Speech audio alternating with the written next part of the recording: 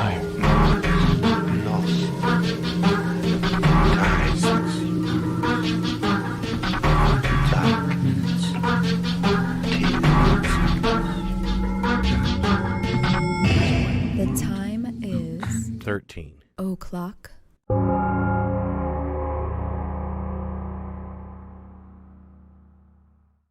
Hey, everybody. Yeah. Sandra, you fucking funny, man. Hopefully this microphone is working because it Yeah. was off when I came on here, but it looks like it's working now. Yeah. All right. Yeah. Every time, it's almost kind of like 1 minute before, like, I always start the show, and then Sandra comes in, then I always see her new handle, and it's like I fucking crack up. I What? forgot to bring down Mazinga. So go get him. I'm gonna go get Mazinga. Nobody's... I'm gonna get both Mazingas. Oh, he needs the chair for Yeah. it. That's what it is. Yeah. Also, happy birthday, Rusty. 18 today. Holy crap. I was 18 30 years ago. And I don't even remember. But yeah.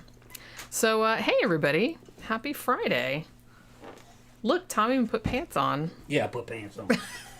And everyone's like, wait, normally he doesn't have Well, pants yeah, on? like this. My fucking shit starts falling out. Yeah, he's just sitting there naked as a I jaybird. do like this, and the shit just slipped out, and I gotta like be a little quick and just like put it back in there like that. Yeah, you can't see it though. The camera angle's alright. Put a mirror there for a few people. Just, For everyone's edification. yeah. And get all that gay money. You want all the gay money? Get all that gay money. All the gay money. Yeah. Hey, gay money and straight money. Gay You money. can spend it just Gay money the same. spends the same as straight money. That's right. Yes, Hunterson, I don't think I've ever seen Tom's legs. He doesn't have any. Ooh, Yeah. He's just a torso and a head. Yeah. Well, it's just, no, I think he had shorts on earlier. That's probably You had it. shorts. Yeah, he had shorts on. Then he was like, well, I gotta dress up for this shit. Yeah, go fucking full uniform He's for this gotta shit. do the whole full I'm still uniform. trying to settle down. Are you? Trying to settle down. That, you never settle down. When does that ever happen? I've never seen you settle down ever. I'm laughing at Sandra's name. I know, I was too. Like I said, that's like I saw it like a minute before we went on. I was She's like, paying oh my close god, attention. doesn't have a dick on her shoulder. Yeah, she's paying That close, you know of. She's paying close attention. You better look. You never know to the lore of Tom. when a dick might Shit, appear that- on your shoulders at any time. I know your name, Sandra. I was fucking looking for you on Facebook. I can't tell which one you are. There's a lot of people with that last name. You need to friend me on Facebook. That should be fucking funny, man. DJ Maniac says, I'm not even putting pants on for the next 2 days if I can help it. I don't blame you. Yeah, Maniac can just sit there in his damn underwear. I don't blame you. Nah, man, fucking, you want to make money? Put a jockstrap on. That's how you really make A leather jockstrap. Yeah, little jockstrap. Put that shit on live stream. Oh my god, it's so early. I'm already beginning. Yeah. I'm already beginning. Mr. Roboto says, Jenny, you can be forever 21. Sure, why not? I don't remember what it was like to be 21, but I can try. And Esther says, love the shirt. Thank you. I don't wear this one all that often. I don't know why. I have so many t-shirts that I just like, I keep forgetting like the ones that Which I one have is in that? there. It's my Clockwork Oh, the Clockwork Orange one, yeah. My Clockwork Orange one. Sandra says, I'm boring on social media. No pictures, nothing. No pictures, nothing? All right. Okay. Yeah, some people are. All right, that's good enough then. Tom was gonna go I had to creep put a on- face to this shit. Tom was going to go creep on the page. Yeah, I had to put a face to this shit. See who it was. I don't ever do that. I've never creeped on anybody else's page. Coming up with this. Like, that's some good shit. We gotta fucking hire her as a writer. I know, that Come is with like some fucking really crazy shit that I can say. But she's playing off of me. She's underlining crazy shit that I did. But I like what she plucks out Yeah. from your stream 'Cause of I forget about it. consciousness. I forget it. As soon as Yeah. I say it, I forget it. Yeah. It's just the force, you know. Yeah, it's This just, comes out. It's demonic. It's demonic possession. yeah, it is. Yeah. I definitely think The demons say. I definitely think you have a demon in there, or Yeah. maybe two. Yeah, at least. At least. At least They two. say it. They say it. I'm not responsible. Oh, that's good. You have an out when you do something terrible. No, I think the inevitably. poltergeist has something to do with that. Yeah, probably. Yeah. Yeah, Mr. Roboto says Tom settles eventually. I don't know. Like, the drunker he gets, he probably, like, Yeah. he's going to be, like, rampaging around. Especially because the show is about feral children. Yeah. And I feel like everybody that has kids is like, yeah, tell me something I don't know. All kids are feral. Hey, Not really. We're talking about something, a completely different shit. Hey, man, growing up, fucking my cousin Wesley was like dealing with a feral child. He was deaf and autistic. And he learned sign language late, so he was kind of feral. You know what I mean? They didn't know what was wrong with him until he was like 6 or 7. That was back in the 70s. See, and that's kind of like what I want to get into a little bit, because I think the reason why, and feral children, that doesn't necessarily mean like a kid that like was in the forest and was raised by animals, although sometimes it does. It's basically just like any kid that didn't have any human interaction for a very significant part of their childhood, and hence didn't develop in a way that a normal human would. So sometimes, and I kind of want to get into this a little bit too, like sometimes some linguists are saying that, and it's still a theory, but it's pretty solid, even though it's a little bit controversial still, is that there is a very definite window for language acquisition. And if you don't get any language input during that time period, then you will never... You can learn to communicate later, like in other ways, sign language, whatever, but you will never master a language like the grammar structure or anything like Wesley that. never mastered grammar or structure or anything. You know, he learned, like I said, he learned sign language way late. Yeah. Like 6 or 7. And they didn't know what was wrong with him. He wouldn't make eye contact with any adults. He'd make eye contact with me, because I wasn't asking anything of him. Most adults were trying to test him and make him do some kind of test. They were trying to figure out what was wrong with him. Yeah. But it was he was deaf and autistic. I think that the deafness and everything that was going on in the 70s, you know what I mean, the real primitive, the way they were trying to figure out kids, like child psychology and everything. And the testing was terrible, even in California. So I think I think the deafness and kind of like I don't want to call it mistreatment, but like medical malpractice, I think caused him to become kind of like autistic. He didn't want anything to do with the outside world, really. But what he did master was mathematics. Yeah. By 6 or 7, he was doing algebra. Yeah. Like he could do, fucking advanced algebra. I think he could do trigonometry eventually, too, by the time he was about 11 or 12. I mean, his math skills were just fucking insane. Because that was a language he could understand. Yeah. But written stuff and like... sign language is real crude, basic, you know. Well, that's pretty common with people on the spectrum. Yeah, you would like, you could use sign language. Once he knew sign language, no matter what you signed or wrote down, he'd interpret it like maybe 1 out of 5 different ways. And you don't realize that you can interpret, a sentence in a bunch of different ways. But when you're autistic or don't have good language skills, you can interpret a sentence in like 4 different ways. Yeah, because you don't have a mastery of tense. Yeah, you know?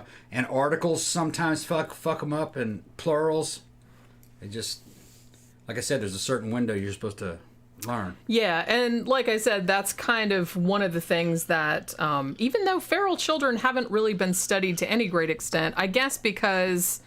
I don't know. I feel like there was a lot of it. There was a interest in it a lot, like back around the Enlightenment era, when everyone was like really getting into like the whole nature versus nurture thing, and also, kind of all these, intellectuals and royalty and stuff like that were kind of interested in noble savage type of stuff. So it's like they were really into. They almost kind of like collected some of these kids, like. Kept them as pets, sort of, because that was just something you did. They didn't really... I don't think they meant anything. I don't think they meant any harm, but they just didn't see them as people, I guess, which, that's causing harm, but I don't think they meant anything by it. They just didn't... They were just, like, ignorant. And another thing I wanted to get into, too, is that we can like fuck around for a little bit before we get too much into it. I just have kind of like a just an overview, and then I have like a bunch of different cases I want to talk about. And if we don't get to all of them, if I feel like it's going on too long, I might skip a few. But so I have like several different ones. But another thing I want to get into too is that I think there's kind of an interesting thing with some of the cases that I picked. And in the literature, there's at least 4,000 cases of these. Now, some of them, they're not entirely sure how accurate they are, because some of them were from a long time ago, so they don't know if it was just maybe a legend that got repeated or whatever, or it got embellished over the years. But there have been some, like in the literature and whatnot.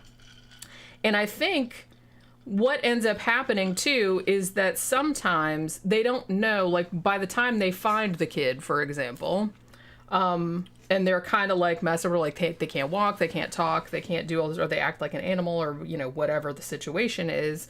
But you don't know if that kid had some kind of mental issues prior to being left in the forest. Like maybe that was the reason that their family abandoned them, because they thought there was something the matter with them, and then hence they ended up like being, or if they were just normal and there were other circumstances intervened, poverty or whatever, because there have been some cases of that too, like especially there have been kids whose like houses burned down, or they were normal but their parents were like alcoholics and like abandoned them, and they ran away from home and stuff, like, and then ended up living with animals and things like that. So it's kind of like really hard to tease apart how many of these kids had issues prior to becoming feral children, and how much of the damage was caused by their time as feral children. You know what I'm Yep. getting at? Yeah.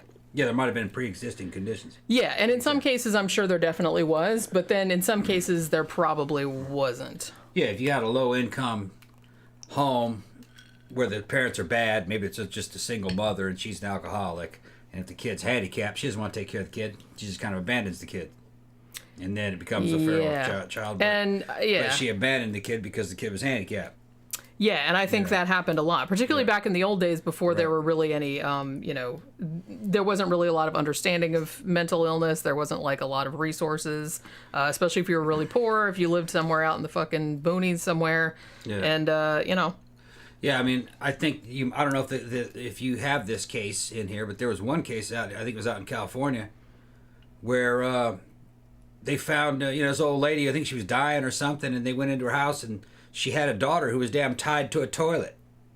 Well, no, it's not. That's Genie Wiley, and we're going to be talking about her. It wasn't an old lady. It was nothing like that. That's kind of one of the most famous cases. Yeah.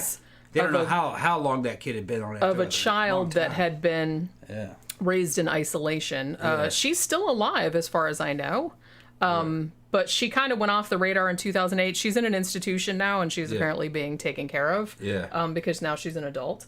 But they're kind of trying to like keep her privacy, because a lot of like after she was discovered, and like I said, I'll get into her case later, but after she was discovered, she kind of got, I don't know if I want to say she was victimized again, but people were so fascinated by her case and they wanted to study her, because like I said, here was a case, of a child that had been in isolation for, however many years, like 13 years or however long it was. And so they kind of wanted to study her. Yeah. And, and I kind of feel like not all of the research team, but one or two of them might have gone like a little bit too far, where it was like just like not ethical anymore. Was that one of the ones where there may have been pre-existing conditions? Well, see, I was watching a documentary about her earlier, and really, I mean, obviously at this point it's hard to say, but she had a couple of like physical issues, but nothing that would have prevented her growing up like a normal person, as far as anyone knows. Hers was almost entirely abuse. Right. Okay. So, I think she had like a couple of genetic things, but like I said, it was physical stuff. It wasn't anything that would have, made her like intellectually impaired or anything like that. Yeah, they just thought she was, or they made her that way. Well, we'll get into it. It was her dad pretty much entirely was a crazy person. Okay. I mean, he had also been raised in a very abusive household too, which doesn't excuse it, but it does kind of like give some insight into it, because that household was just I can't even like imagine growing up in that environment. But Esther's saying I read about her too. I feel bad for her. I know it's a horrible story, and I mean, and it wasn't just her. It was like her mom and her brother, and she actually had a couple other siblings that died for various reasons, usually like neglect and things like that. And like I said, it was all because her dad was a fucking lunatic. So, we'll get into it. Yeah, it's not a happy story.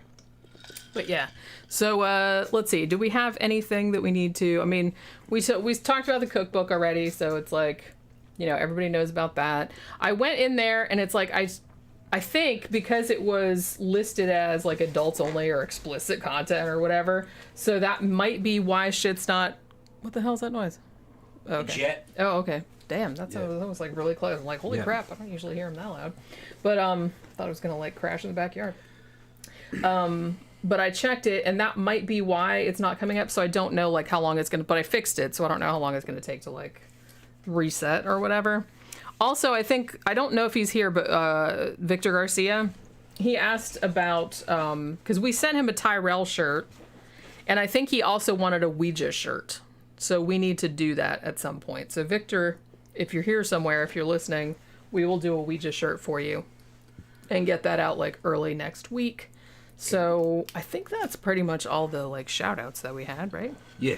Trying to get myself centered in the shop. Okay. You want me to move over? Yeah, you're always hogging. I'm not You're always hogging. Yeah, okay.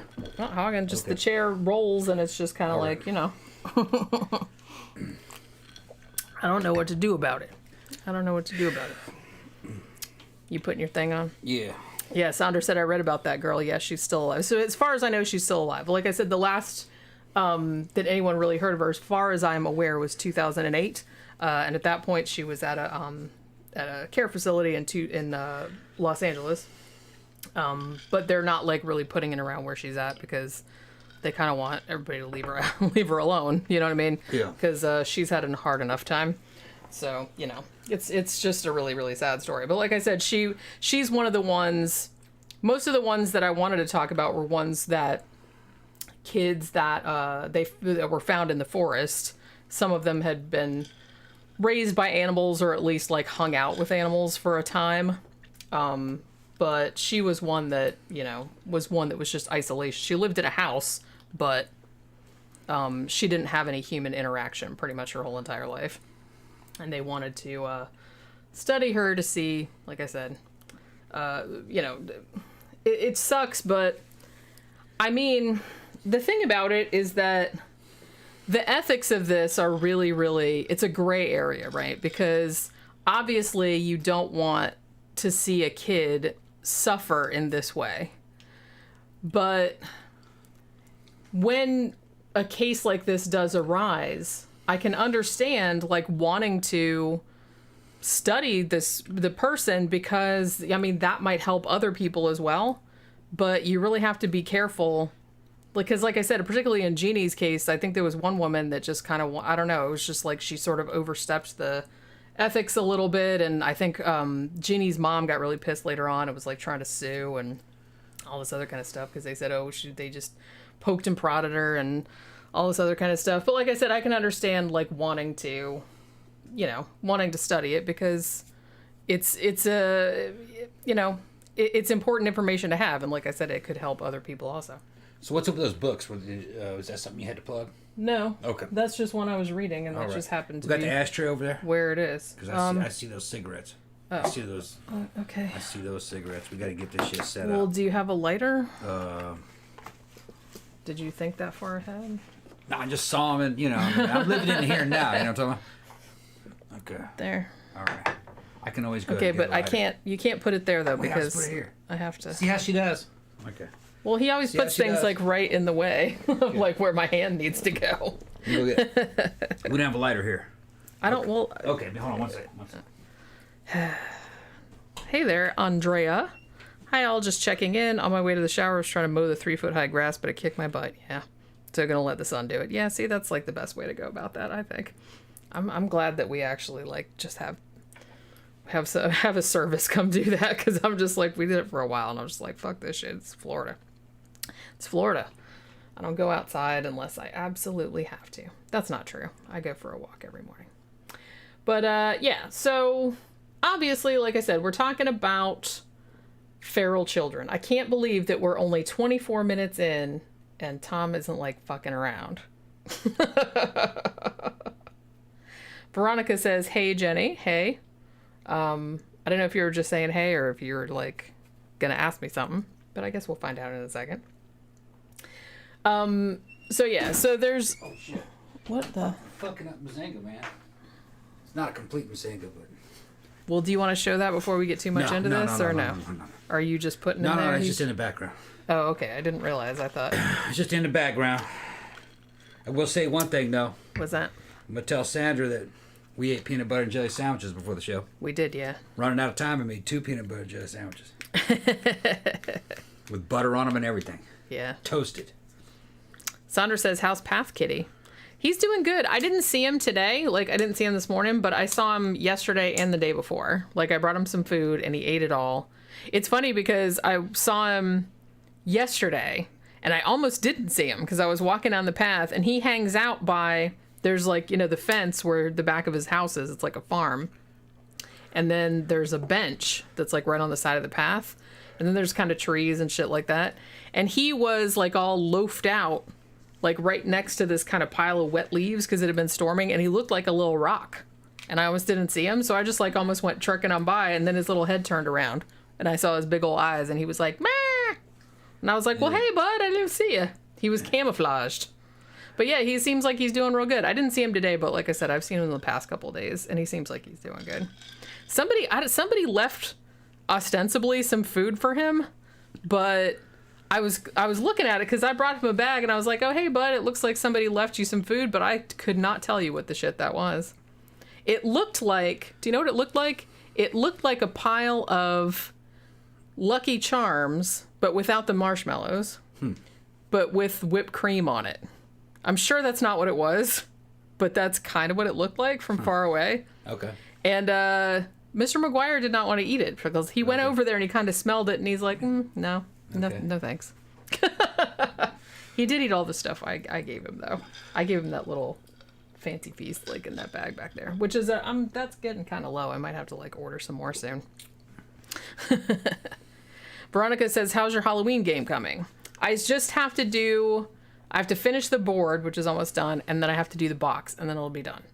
But like I said, I was trying to get it done this past week, but then other shit intervened. But there's not really that much left to do, and then I have to upload it, and then I have to order a copy, and then I can put it up for sale. So I'm gonna try and get it before. I was gonna try and do it before last Halloween, but of course that didn't work out.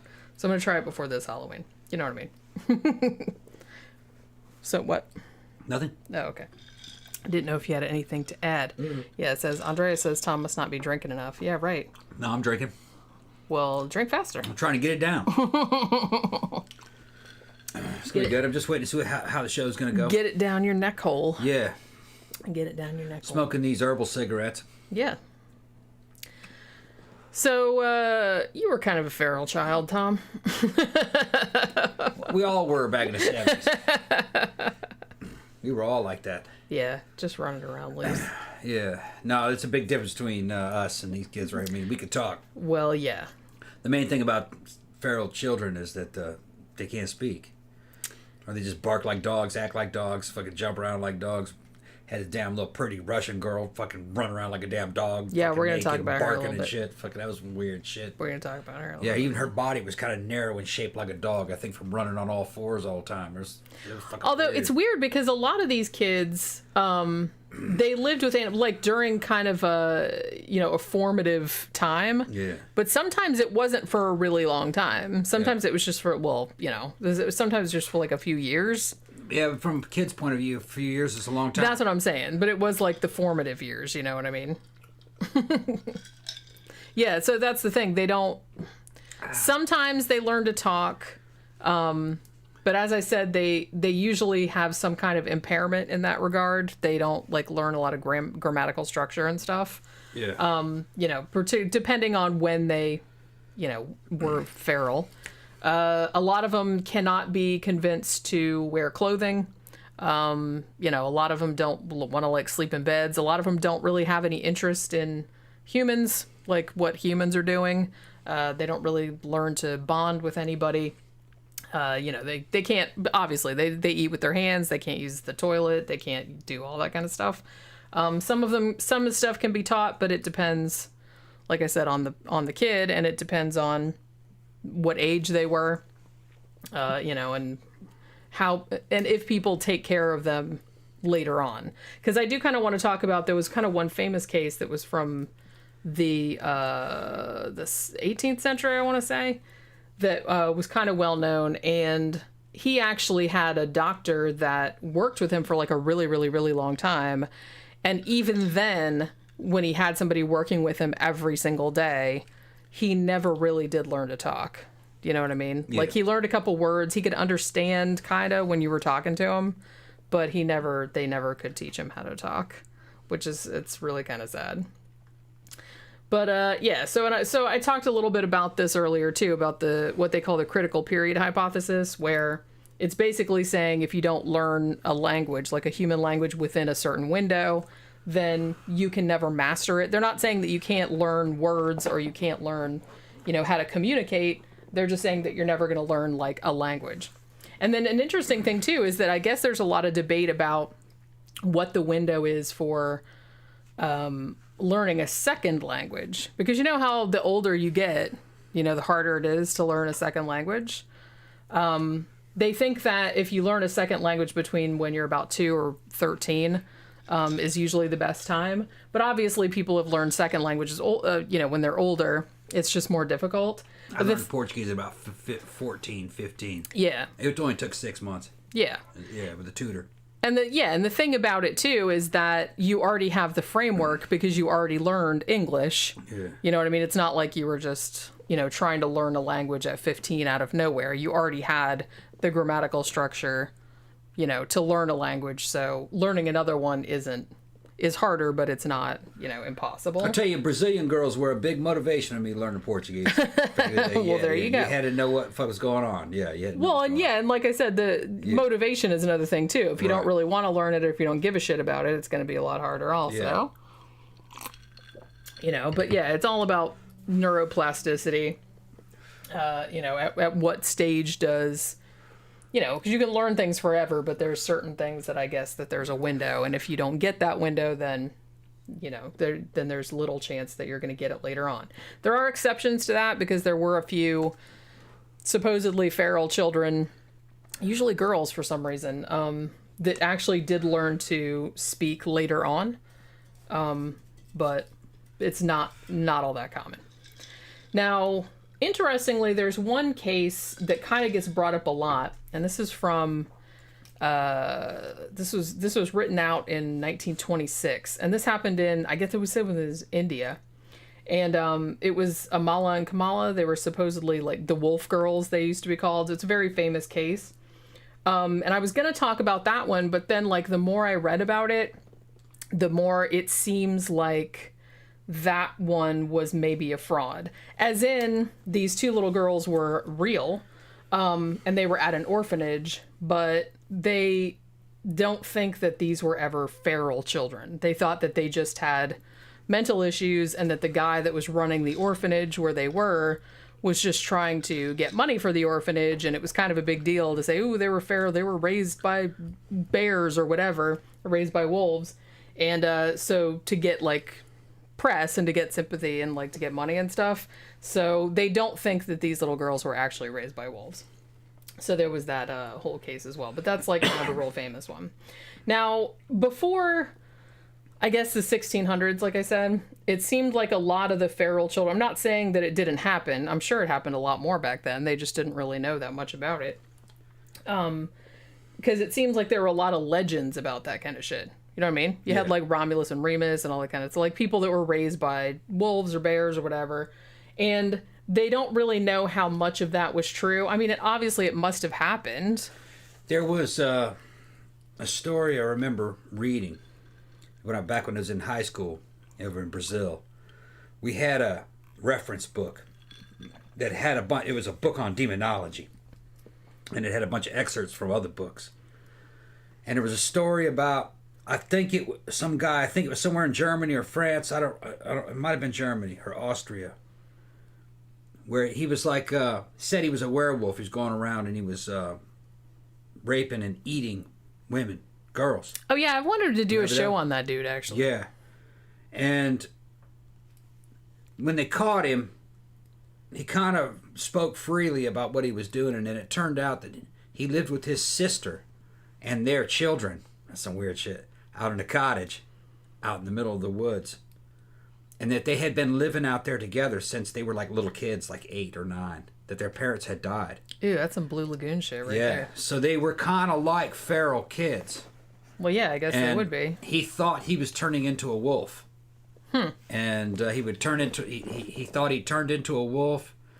And he would run down girls that he liked and... kill them, rape them, and then eat them, and I think in that order. Eat pieces of them. Yikes. And then they went through a whole thing where, he had himself exorcised, and they kind of forgave him of his sins, and then they put him on the wheel and tortured him to death. And then his sister and all them little kids. That was the medieval. That's how they rolled. That's back how they then. rolled in the medieval period. The good old days.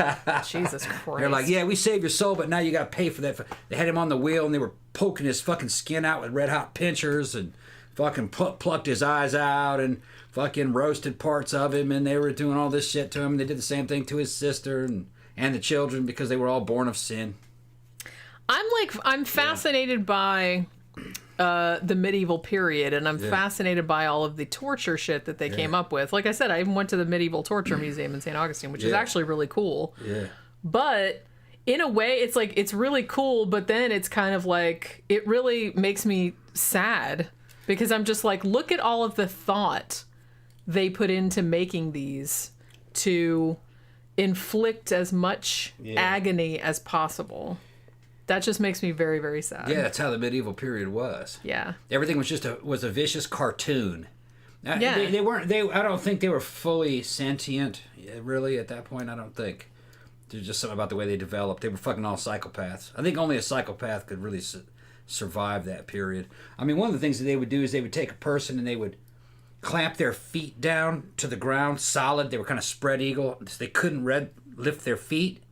And they made them hold on to some shit. They had something. They had their hands held in a certain position, and two guys would get on either side of them, grab a fucking tree saw, and saw that dude from the crotch up alive. That was another one that they would do. It's like, why They would you thought even that shit think was of awesome. that? They Like, thought- why would you even think of that? Because it would Like, hurt. well, yeah, but it's like, and I can't really say, but it's like, look, They it's got like, drawings of them, dude. I know. Like, I'm a horror writer, okay? Yeah. So I can think of things like that, but I would never do it to a real person. That's horrifying. You weren't a medieval. Well, I know that. Fuckers were psychos. I guess they must have been. Yeah.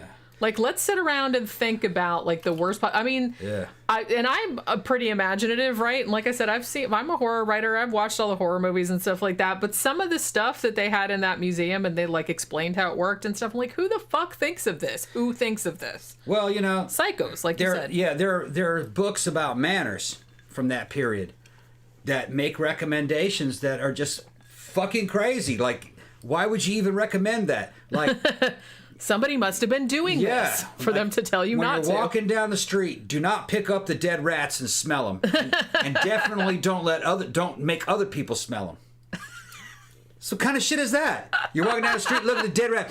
Man, oh, it stinks. Here, smell that. I mean, fucking. When you're sitting at the dinner table, don't take a dump. They would say shit like that. God damn it. Yeah, God. Fuck. So, You're impinging on my freedoms, though. yeah, nah, I don't think that's what it was. No, I'm just joking. I think in certain type, and evidently the royals were not that much better than that. No, I don't think they were either. It was just that there was something about them that they were just lacked development. It was just the world, and they were coming from kind of like a city type environment. It was real filthy, in certain areas.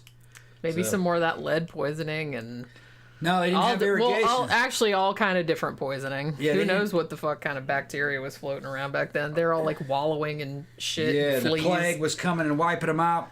I just think only a psychopath survived it, and it was real harsh, and there was just no education and no... I mean, even art suffered, you know what I mean? They lost the ability to draw a picture. Nothing had any perspective to it. They couldn't really they couldn't really carve anything or make statues, especially if you compared it to like an ancient Roman statue or a Greek statue. Shit, hell no. It was culture ran backwards for about 500 years. Although what was weird is that some of their technology was going forwards. Yeah. Wasn't all of it. Well, like I said, not everything moves forward at the same pace, No. and sometimes shit goes backwards. Yeah. So Everything's not like clean and neat. social refinement was running backwards, and education was running backwards. Weapons technology was going forwards. It was weird. Which is, like I said, that's depressing. isn't Weapons it? technology and architecture and building things out of It's like stone. let's not teach everybody to read. Let's just like make the worst fucking. It was the priorities. Yeah, that's what I mean. That was their priority. The priority was defense, because they were all attacking each other. They were real warlike. So weapons and defense, that was the main priority. I mean, I was going to say, though, back when you were talking about, like, picking up the dead rat and smelling it and making somebody else smell it, people still do that nowadays. Like, they take the milk out of the fridge and they smell the milk. The milk, this smells really bad. Smell that. And I'm just like, I don't want to fucking smell it. I trust you. Here, taste this. This tastes like shit. Yeah, kind of like an animal instinct. I think they were... So people still, I'm just like, fuck off. I don't want to fucking taste it. I'm talking about this because we're talking about feral children. Yeah. And I think in certain ways, the medievals were a lot like animals. They were partly feral, I think.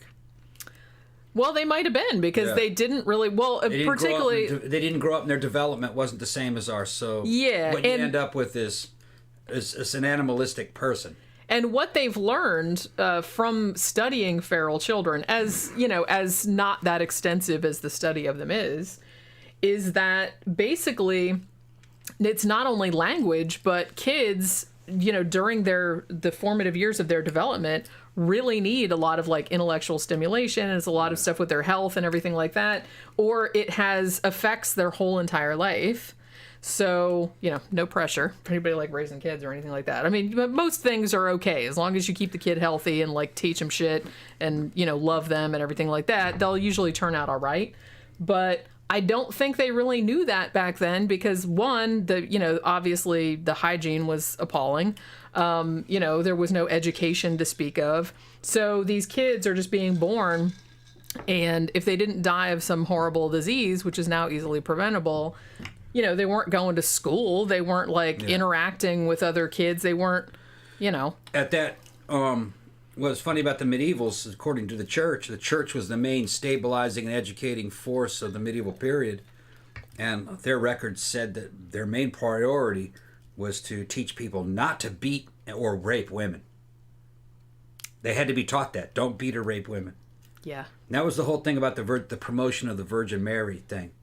Is to try to get these dudes to respect femininity. Yeah. Evidently, it took a while for them to do that. Because there was that does not surprise me at all. Yeah, there was no...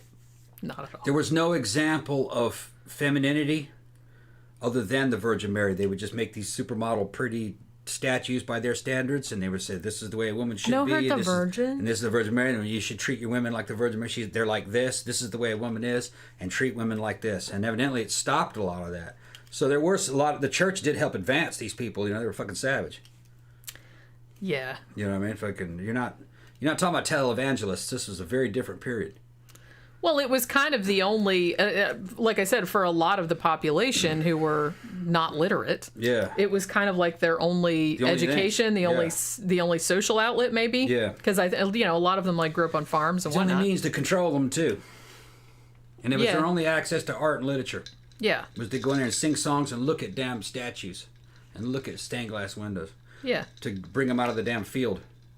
Yeah. And, you know, like I said, I'm not a big fan of the church, but you're right. I mean, that was the only thing they had going on. It was the best thing they had, yeah. Yeah. And if they didn't have that, they'd have just been running around. Right. Raping and killing people. Yeah. And I mean, you know, they did that anyway, but probably it would have been worse without that. But yeah, so like I said, even though there hasn't been a lot of study about feral children, that was kind of one of the questions that it brought up. Like I said, particularly during the Enlightenment, when everybody was worried about, or everybody had just become interested in the whole nature versus nurture debate. You know, what makes a human a human? You know, you know, and you had kind of this thing between, you know, sort of the romanticism, that kind of stuff, like Rousseau and all them, that were kind of saying, oh, you know, man in a state of nature, that's the way he should be. Like, you should kind of keep him away from society so he can develop, like, the way he's naturally supposed to. And that's really not how it works out. Like, you actually do kind of need society, education, stuff like that to be a civilizing force. Otherwise, you know, and feral children are an example of what happens when you don't have that. You just have these profoundly disabled children, and like I said, it's no fault of their own. It's usually because they're abandoned or they ran away when they were very young, and they were just learning from the environment that was around them. Jeffrey Hart said some cool shit, though. What did he say? I read somewhere that many clergymen died during the plague, so the church just quickly ordained crooks to become priests and monks, which that makes a lot of sense. Because that wouldn't surprise me one bit so many either. people died during those plagues. I imagine anybody who was around got hired. So you'd have a lot of bad people. Somebody else mentioned the Inquisition. Yeah, the Inquisition, the thing is that took them out, and the Inquisition didn't happen during the Dark Ages. That was that was actually 1500s, wasn't it? If it maybe even the 1600s. That was more I mean, modern that shit went for a long time. Yeah. Thank you, Zach. And that was nowhere near as bad as some of the stuff that was happening in the Middle Ages. The Inquisition, you could get out of it. All you had to do was convert. But, they were trying to force Jews to convert. You know what I mean? Jews weren't going to give up their faith. They're like, fuck that. So no. they were, they ended up fucking torturing a lot of them. Now, I don't know how many of them were killed. And I think it was all piecemeal, just depending on where it was and who was in charge. Nothing was nothing was uniformed in those times. And I'm sure they didn't keep super accurate records yeah. either. It's not Even like they had a spreadsheet or something. Even in the South in the 1800s, man, fucking Southerners didn't keep records. Not at a local level. That's what I mean. The longer ago it is, it's like the less. There's just no way of knowing. I mean, like I said, we talked about this before, like history, you really need to have like several different sources that didn't know each other kind of coming together on one thing and being like, okay, well, that must have happened because all these disparate people like talked about it, in that particular way. Most of the South was so rural. Yeah, you might have some records in a courthouse, but every 50 or 60 years they burned those records to make rooms for new ones. Just none of that shit was kept. Yeah, it's like they didn't have you couldn't store stuff in the cloud. Everything had to be on like parchment. And shit. Most of what we know about the history of the South, when it comes to detail, is family letters that have been passed down. And what was written in the letter, you're only going to be able to get things like certain dates and where they were on a certain date. A lot of the other shit was just opinion of the person that's writing, and they're writing and they don't really know the full story either. Well, yeah, because they're only one person. It's only one person, right. But yeah, thank you, Zach. Semi-related, but have you thought of doing a show on autism specifically, as it's literally unexplained, and I think it's fascinating on top of having it. I have actually thought about doing that, because it is a fascinating topic. So yeah, we probably will get around to it one of these days. And I think there might have been some autism involved in a couple of these cases as well, but obviously they didn't know what that was back then. So, Now, Rusty Bonds Johnson, maybe historians would know. No, historians get their knowledge from things like letters and the evidence in the letters aren't there for a lot of shit. Most things are just known in general.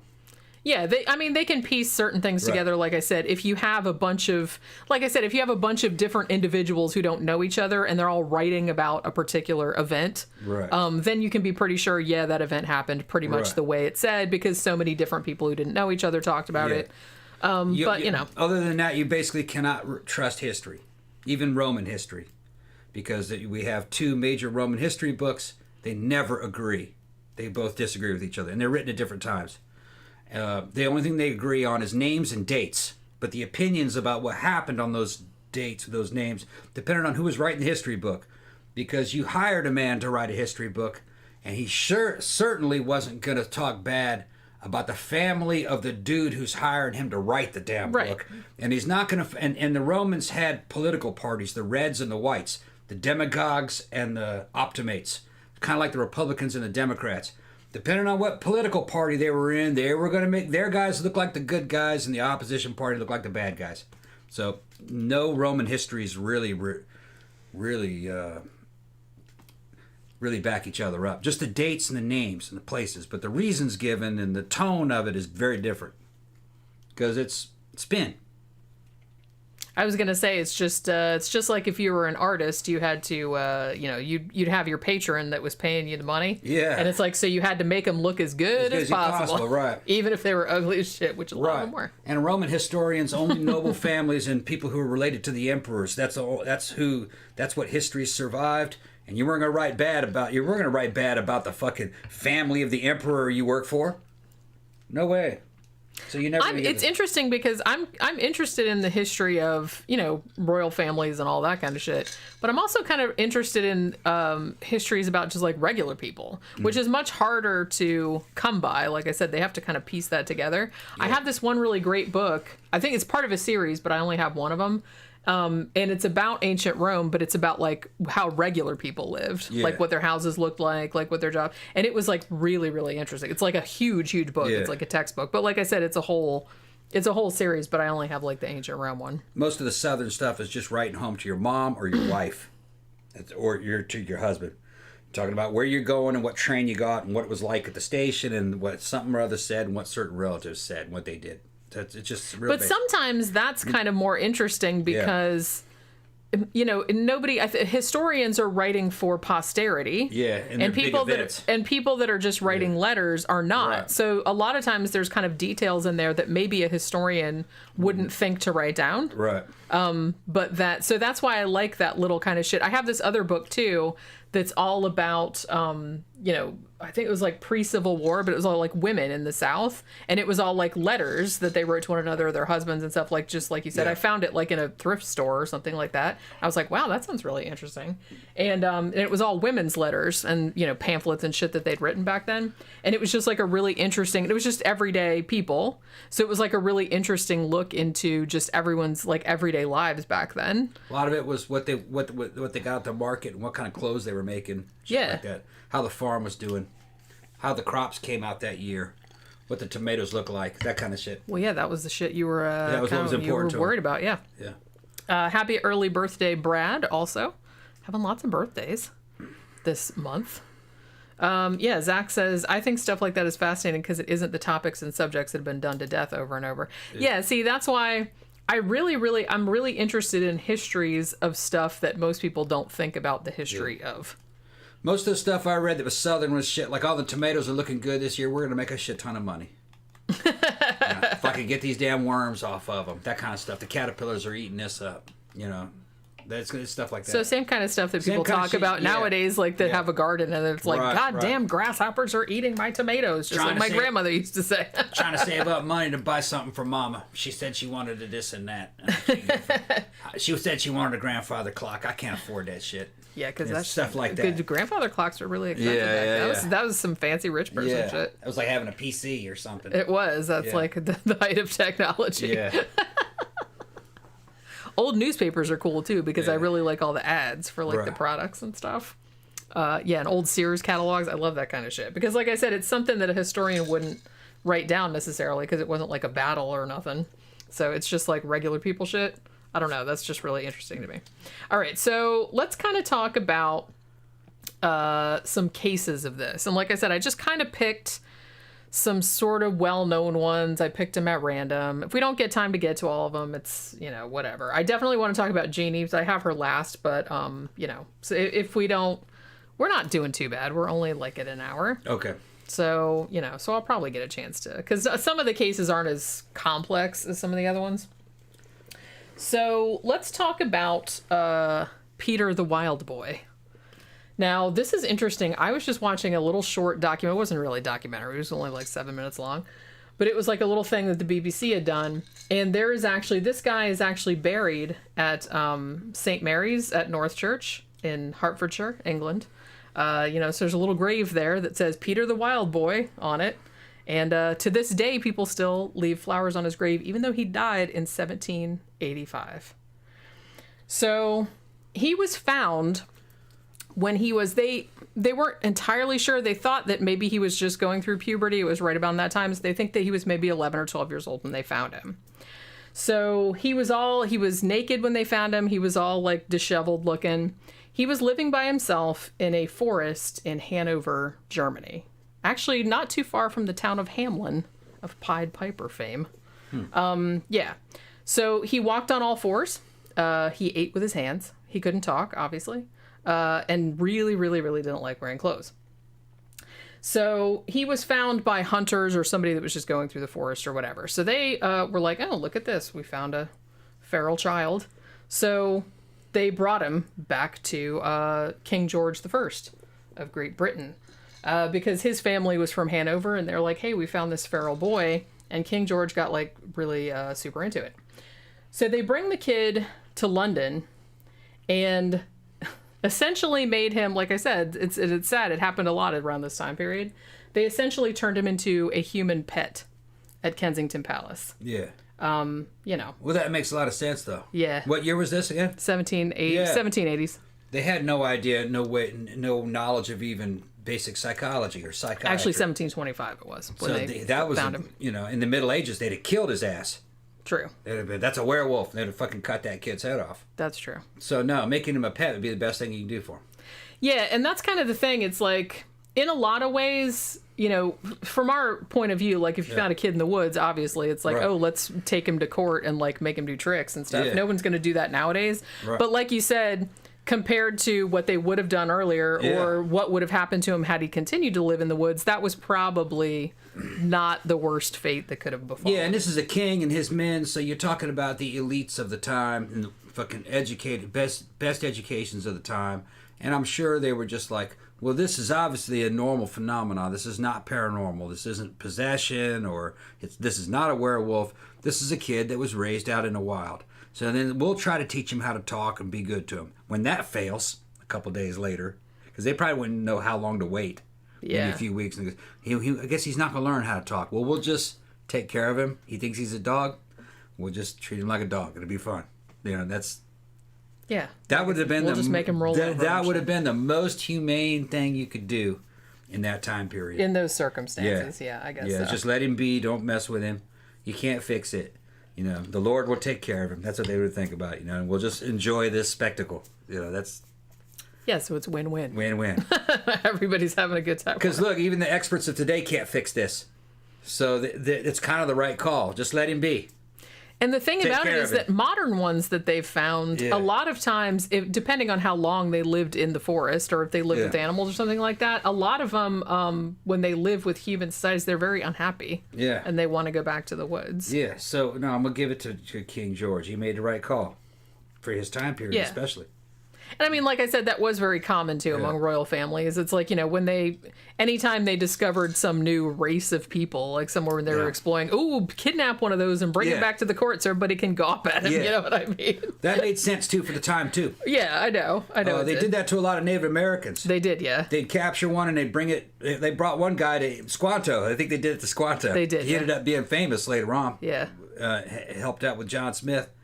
Took him back to England and showed him off, and he met all the kings and all the royalty and everything. And if I can spend a lot of time in the bars, he was a slave technically, but they didn't lock him up. They treated him like a cross between a zoo exhibit and a celebrity. And then they kind of lost interest in him over about 5 or 6 years. that kind of happened. And they just let him free. They let him free, and he said, Yeah. "Fuck it." He went back to America. He jumped on a ship and went back to America. Yeah, he's like, fuck this shit. And when he got back, he found out his whole tribe had been wiped out by a pandemic. Yeah, while he was gone. Yeah, and the pandemic was brought by the Spaniards. Yeah. Thanks, Spain. Well, it would have anybody could have brought it. Any Yeah, European I know. had I'm it. just kidding. But that's It was that's just the thing. Flu. It Yeah. just flu. Well, it was. It's funny that, I mean, like I said, it's funny to us now because it's kind of like they didn't understand that like everyone, like humans are just humans, and so it's almost kind of like it's like, ooh, look, it's like a person. You know what I mean? I'm like, yeah, it is a person. But They knew didn't. it was a person. They just were amazed. Yeah, You know, because it's like that. Ooh, I never they saw weren't one used like to that being. before. They weren't used to anything that was different. Yeah. It was just like, wow, look at that. That's a Check shrimp. check that shit out. Yeah. What are you wearing? Right. Yeah, it was like that kind of thing. Yeah. So that's kind of what happened to this kid. Although at least this kid probably wasn't like cognizant enough to be pissed off about it. You know what I mean? So so they brought him in. Now they weren't entirely sure if Peter the Wild Boy was raised by animals. There was some speculation that he had been raised by bears or perhaps wolves, but they weren't entirely sure because, like I said, they just found him by himself in area where bears or wolves were. So, as I said, this was kind of a big thing. Like, this was right around the time period when you were getting like everyone getting super into like natural history and into origin of man, and you know, you got Carl Linnaeus and he was doing like the taxonomy and everything like that. So everyone was kind of like they were becoming interested in like classifying humans into like different species groups and all that kind of stuff. So this was like a big, huge sensation, right? And he kind of caused a lot of debates also, again, about does he have a soul? He can't talk. And it's like, you know, what is he a human? What makes us human? That kind of stuff. And he kind of like brought up a lot of questions like that. It's interesting too, because Carl Linnaeus, who I guess was a contemporary, and he made a new category of human in his very famous book, Systema Naturae, just for him, which was called Juvenis Hanoverinus. or Hanover anus, if you prefer. Dang it. You thought he was a different species? Yeah. Okay. Or like, yeah, that was kind of the thing that because they were kind of like, they weren't sure, they didn't see a lot of this. And like I said, there was still a lot of religion lingering over the shit. So they were just kind of like, well, if the person can't talk or doesn't act like a person, like, you know, or like people that they were familiar with, then they were like, just, do they have a soul or are they just like an animal? Yeah. You know what I mean? So they yeah. kind of like thought of it as a different, of him as a different species. It was the science of the day. Yeah. Yeah. Yeah. They didn't really understand what was going on. So. Well, I don't think the scientific method was fully adopted, but they were trying to categorize things. Yeah. And they were, which was a start. It's a type of genius when you think about it. Because before this period, I'm not talking about the Roman period, but in the medieval period, yeah, people didn't question anything. Nope. Things were what you saw, and if you didn't like it, it was bad. Kill it. Yeah, that was the thinking. I mean, they were, and they spirits and superstition and emotion. That was everything was emotion. Yeah. Up to this point, so they didn't even make a strong effort to categorize anything. The medievals actually believed in things called dog heads. They believed that there was a type of people out there that had the heads of dogs. Yeah, I read some article. And they actually believed that they existed. They always existed somewhere else, and they were always looking for them. And the church had decided that, yes, they were people and that they had souls. And that they needed... And that some of them were Christians, and the ones that weren't Christians needed to become Christians. Oh, those so they're already Christians. So they're talking about theology with mythological beings that they had no proof of. Which is hilarious. They when just you believed think about where, yeah. So, but that I mean, was, they didn't think it was hilarious. They took it very seriously. Yeah. But it's funny. It's funny to me. Right. Well, it just goes to show you what's possible with the human mind. Yeah, we come up with all kind of crazy shit. Yeah. If you don't have a framework, you'll believe in some wild ass shit. True. Well, like I said, that's why I'm a big like Enlightenment advocate. I'm just like the whole scientific method is probably the best thing that we have ever come up with. Yeah, as a problem-solving tool and to understand as a process, right? To try to understand the world, you know. Yeah. And some people say, well, the sciences, you know, are pure. The creators of these sciences, like fucking, what's his name? Guy who invented physics. Newton. Newton was a fucking genius by any measure. He was a genius, and he figured out physics and calculus just by sitting around and thinking about it and doing little experiments. But that same guy believed in alchemy. Yep. And believed in angels. People are complicated. Yeah. Yeah, he did. Right. And now he was kind of right. Alchemy is a fucking pseudoscience, but it's a prototype of chemistry. And he wasn't that far off. He wasn't that far off. He knew that physics was real, and there was something with chemistry. That they're molecules. Things are made out of molecules. And that things could, like, one thing could turn into another thing. Which is true. Right. That can happen. But when you looked at alchemy for what it was a spiritual process of eventually trying to find something pure. The pure sorcerer's stone or a pure element. They don't know what the fuck they're talking about. No. The closest thing to what they were talking about would be maybe like nuclear plasma. That's pretty damn pure. Something had going on in a fission or fusion. Probably fusion would be fusion plasma, maybe. But they had no concept of that. No. They just thought it was something, because the sorcerer's stone was something that you could kind of like, I guess, ingest or become it and be without sin and live forever, maybe. There was some spiritual process involved with this. It had to do with your soul. Which that's nothing scientific with that. Well, no. And it's just like, it's really interesting though. And that's another thing that I always found interesting. Like the early scientists, like you said, a lot of them did believe in a lot of crazy shit. Yeah. But that's because they didn't, I mean, the scientific method hadn't really been codified yet to a point where they still held a lot of supernatural beliefs. But they were trying to apply the same framework to that. So there was still like a lot of overlap, which to me is like really interesting. The problem is that they believed in science, but science could not contradict their beliefs in the Bible and their beliefs in God. Because they saw science as a way of explaining God's creation. Yeah. So therefore, science was a religious mechanism to validate the Bible. All right. Well, I If- hate to if say, the but there's still a small minority of dudes nowadays Yeah. that are still trying to do that. If science starts questioning the scripture, then that's not science. So they back off of it. Yeah. So that's what the problem was.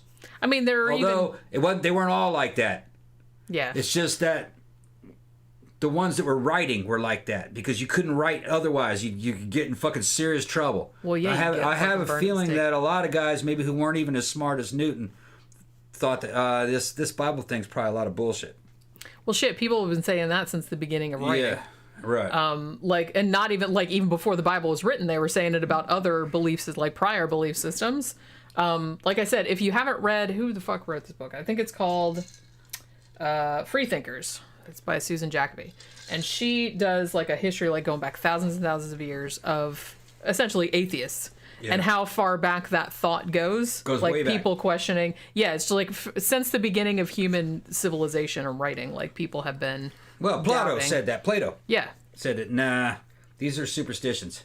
yeah, You know, the only reason why we believe these is because our parents told us to believe in them, and it's been going on for generations. He says, Yeah. there's no gods on Mount Olympus. So they even eventually fucking ordered him to commit suicide for saying that, because you couldn't say that even in the Greek age. They said that, well, you're corrupting the youth, so you got to go. you gotta go. You got to go. He was an old man though. He was like, "Fuck you, I'll drink it." That was Socrates. Yeah, excuse me, Socrates. Yeah, Socrates.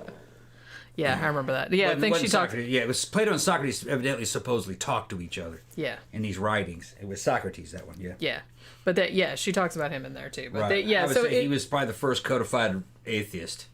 yeah, I mean, yeah, from his writings, he definitely does come across like that. And he just like questioned everything.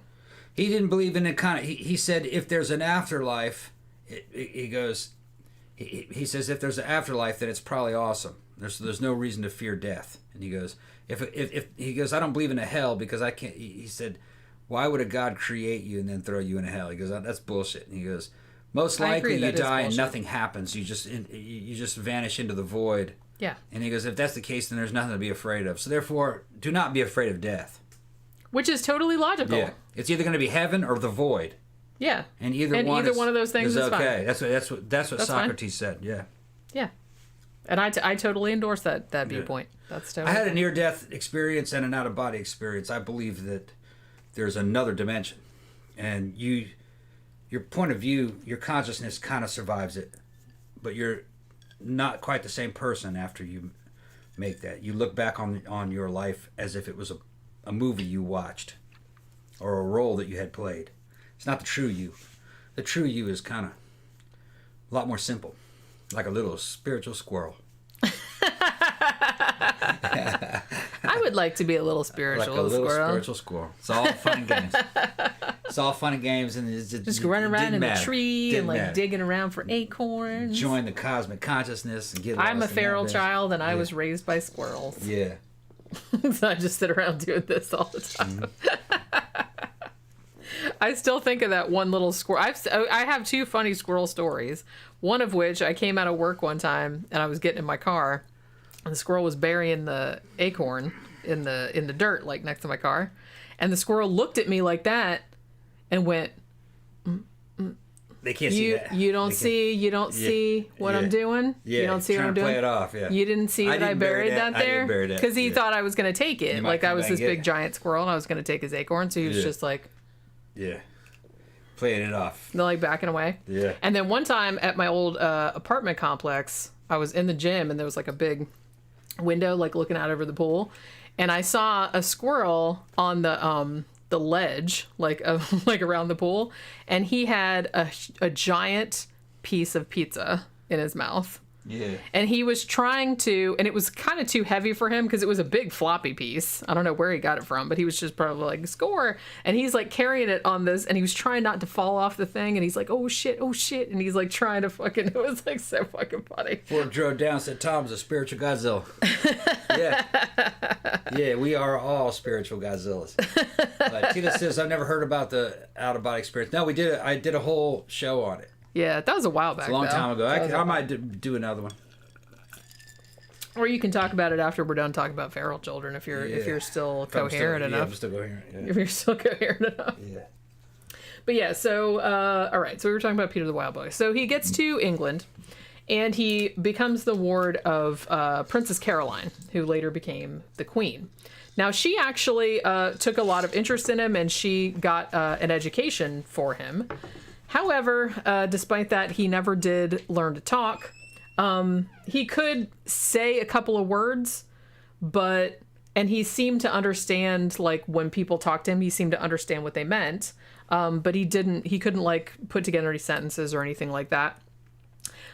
He was also really into wandering off, you know what I mean? Because he's just, he didn't really have any concept of you have to stay in this one place, because he was just so used to just run around wherever he wanted to. And as I said, they just found him when he was 11 or 12 years old, so nobody knew how long he had lived out in the forest, and if he had lived with other animals or what the hell had gone on, because they just found him and he was by himself and they didn't know how long he'd been out there. So one particular summer, in 1751, he actually went missing, as he did often. So they had to end up, but he was gone for a little while, so they had to put, like, ads in all the newspapers and, like, with a big reward, like, to bring him back and everything. And then they didn't find him until, like, a couple of weeks later. Now, when they found him, this is going to sound terrible, but, it's you have to kind of think about the time, I guess. But so they found him, it was a couple weeks later, and then they had this leather collar, like, made for him and it was, like, engraved with his name and the address, like, if found, please bring him back to here. And, like, they put it on him. And this collar, like, still exists, because this little little documentary snippet that I saw about him, I don't remember if it's in the same church where his grave is, or I think it was on the farm where he lived, like, for a long time, like, before he died, because the farmers there looked after him. But they have it, like, in a little box, like the collar that he wore, that said, like, basically, if found, please return to, like, this place. You know what I mean? Yeah. So, so as I mentioned earlier, they think, and they're not sure, because nobody knew where he came from and nobody knew how long he'd been out of the woods, but they thought maybe he had started out as being mentally disabled, and that his parents had abandoned him in the woods. But of course, there's no way of knowing that for sure. The way he was might have just been, a product of him being out in the woods for a long time. However, there actually is a painting of him, which still hangs in the palace or whatever, like where he stayed for a while. Is it Kensington? Yeah, I guess it was. I think that's where the painting is, but I've seen a picture of it. And more recently, researchers have been, like, geneticists and stuff, have been looking at that painting, which obviously painting is not, like, an exact, reproduction, but they thought it was, like, fairly accurate enough. And they thought by looking at his likeness in this painting, they suspect that he might have had a genetic condition called Pitt-Hopkins syndrome. Now, this was something that was only identified in, like, 1978. And if you have this, like I said, it's a genetic disorder, and it has, like, severe neurological effects, usually, like, a lot of learning disabilities, developmental disabilities. You can't learn to talk. So sounds like it. Yeah. So as I said, the reason that they thought that was because in the portrait, he doesn't look, this is going to sound insensitive, but he doesn't look fucked up or anything. But just from the way his hair looked and the way his mouth and his face looked, they said that looks very much like somebody with this particular.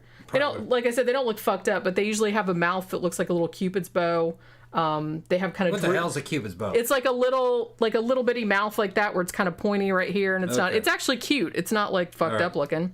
And he had kind of big, bushy, like, coarse hair. He was real short. He had, like, kind of droopy eyelids, like real heavy. Yeah. Droopy eyelids. So, and just from listening to people, because a lot of people described this kid, because, like I said, he was kind of like a sensation back in the day. And, so they had a lot of people write about him. Makes sense. So they said just from the way that, but they don't know. So they're assuming that the kid was born, like, with this genetic condition. His parents didn't know what to do with him and just, like, left him in the woods, which sadly was pretty common back then. Yeah. When a kid was born and they didn't really know what to do about it.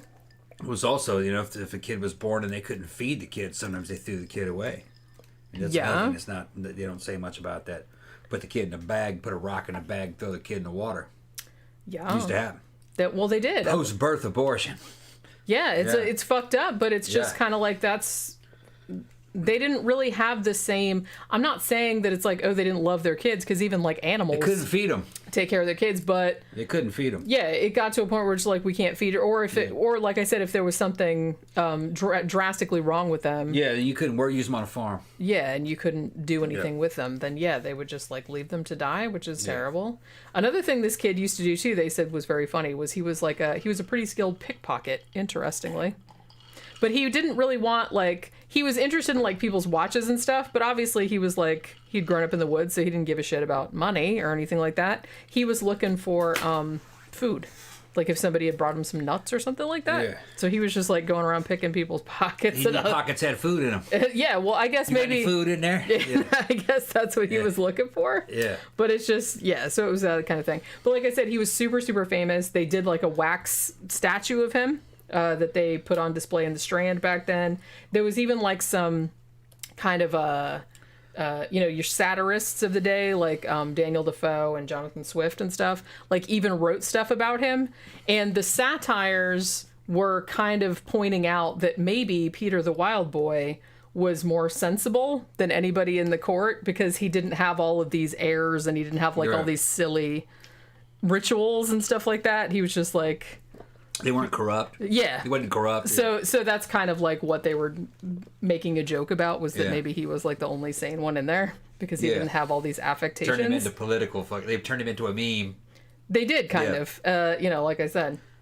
But just like we were talking about earlier with Squanto, after a while though, all those nobles, they get bored of even human pets. Yeah. So they were just kind of like, that was 5 minutes ago. So, I mean, at least, though, they didn't just, like, throw him back out in the woods, because that's what I would have thought they would have done, because that sounds like some shit they would have done. But they did. He probably got older and he wasn't as cute as he was, as a kid. So, Yeah. like, he's just a grown man going in there like, get rid of his ass. Yeah, it's like, it's not fun anymore. Yeah. He's picking everybody's pockets. It's still like, it's not funny. But yeah, so, but they didn't just kick him out.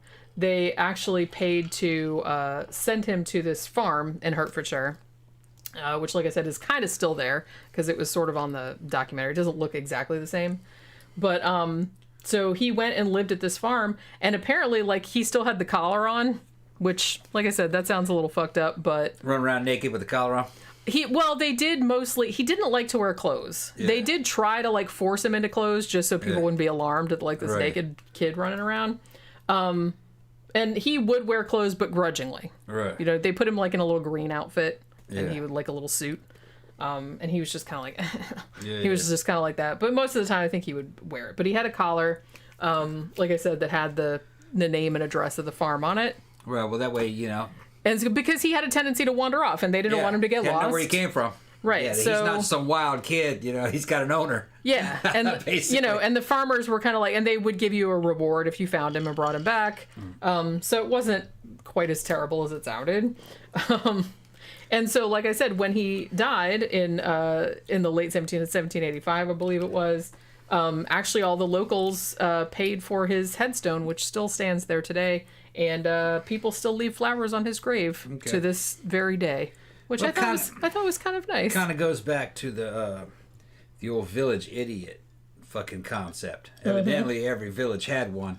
It was basically a mentally handicapped person that they kind of took care of, kind of like a mascot. Yeah, it sounds kinda like that's kind of what this guy was. Yeah, the village idiot. What they were going. He'd run around. And he's kind of like the village clown, I think. Yeah. I think that's kind of how they looked at it, kind of like a jester or a clown. But I think they also gave them stuff to do, Here, tie up the horses, that kind of stuff. Which, like I said, I don't have a problem with that. I mean, as long as people aren't, like, spitting on him or kicking him or, like, making fun of him or something. No, evidently that was just something that they did. It's like everybody took care of him and, like, let him, like, gave him jobs and stuff. If there was something wrong with a kid at birth that was kind of obvious, chances are they wouldn't make it. They'd throw the kid away. But a lot of times the so-called village idiot was a kid that was wanted. Yeah. Just that once he got older, too old to kill, they find out there's a problem there. You know what I mean? So Yeah. there was no organized social welfare system for the mentally, you know what I mean, handicapped. So it just had to be done at the local level. And there was actually a term, the village idiot. Well, yeah, I've heard that. And that's what it was. How old was he when he died? I think he was pretty old. It's weird because I thought I saw a documentary that said he was 40, but I'm like, no, that's not right, because I think they found him in 1725, and they weren't sure how old he was, but they thought he was about 11 or 12 because he looked about puberty age. And he died in 1785, so I'm assuming he was 60-something, 70-something, something like that. But he lived on a farm for a really long time, and like you said, they gave him like little jobs to do. And Peter Garcia asked, how old was he in dog years? Who was that? Victor asked that? Yeah. Or, yeah. Victor said that shit. Okay, that's pretty funny. Yeah. I feel bad for laughing, and Yeah. yet it was a long time ago. It was a long time ago. Yeah. And like I said, He wouldn't be aware of you laughing anyway. no, he probably wouldn't. And honestly, it's like he had, under the circumstances, he probably had the best life he could have had. Because like you said, he might have ended up like in a fucking circus, or he might have ended up abused, which Worse a lot of to be them in an did. asylum. Yeah, or he could have been in an asylum or something like Yeah. that. So I guess under the circumstances, he probably got the best life that he could have had. Oh yeah, like, living you at a know. farm. Hell yeah. Well, and living at court for a Yeah, while, and sure. like it's living in luxury. Yep. You know, so even if he might not have liked it because he wasn't used to, like I said, I don't know how long he lived in the woods though, because it does seem like a lot of these kids that spent several years in the woods, some of them didn't really adjust all that well back to human society, and they didn't really like it and wanted I don't to know go how he back. survived those German winters. See, that's another thing, and it's just like It didn't sound likely. I guess this is why. But like I said, nobody knows how long he was out there. He couldn't have been out there long. He might not have been out there all that No. long. I don't think he'd have made one winter. Yeah, You don't have fur. yeah.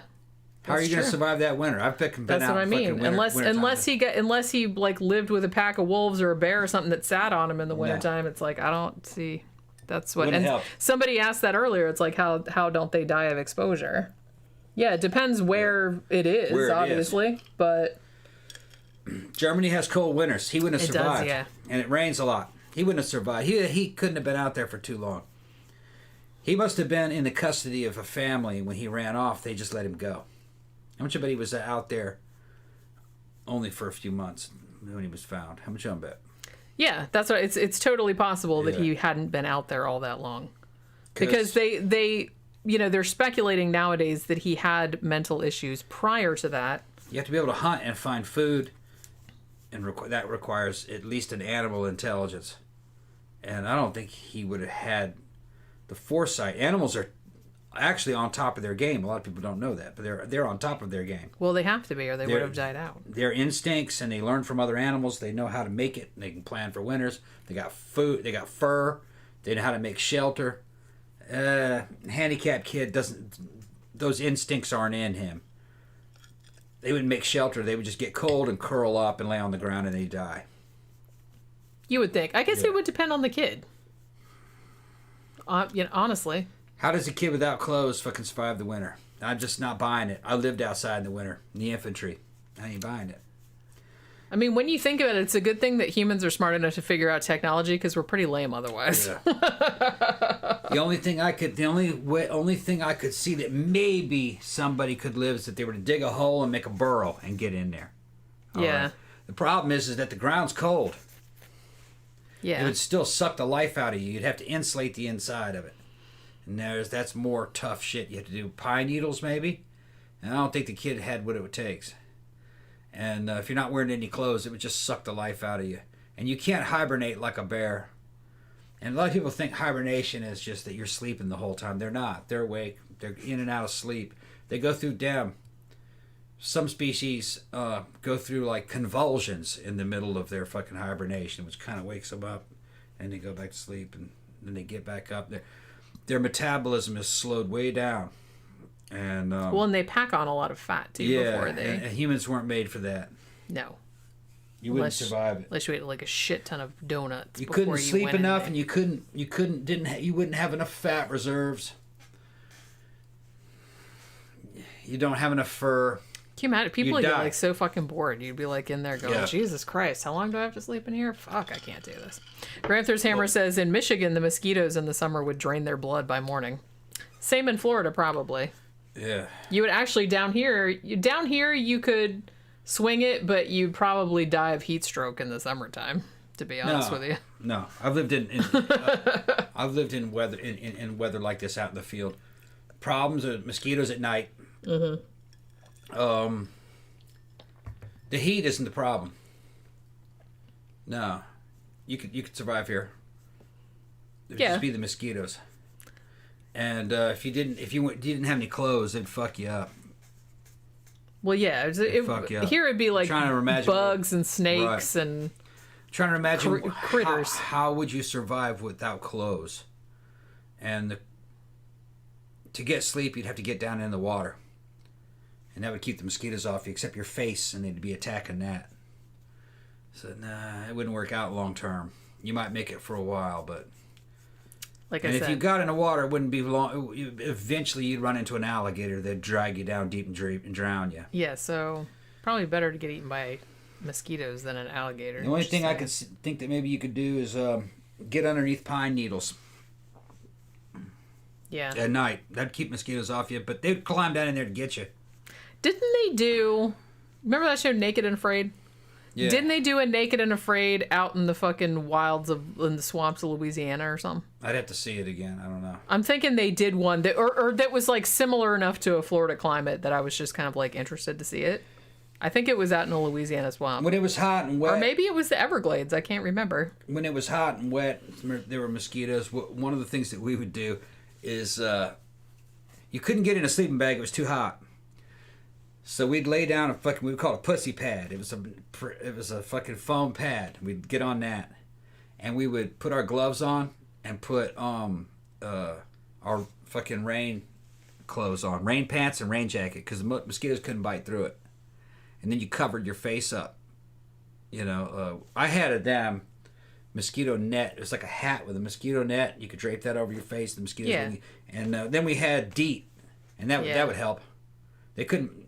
They would fight that shit. They would try to get through it anyway. You get bit a little bit, but they couldn't bite through that rubber rain suit. Mosquitoes are assholes. Yeah. Now, that was before we had Gore-Tex. I don't think they could bite through that either. But the thing is, Gore-Tex is real hot.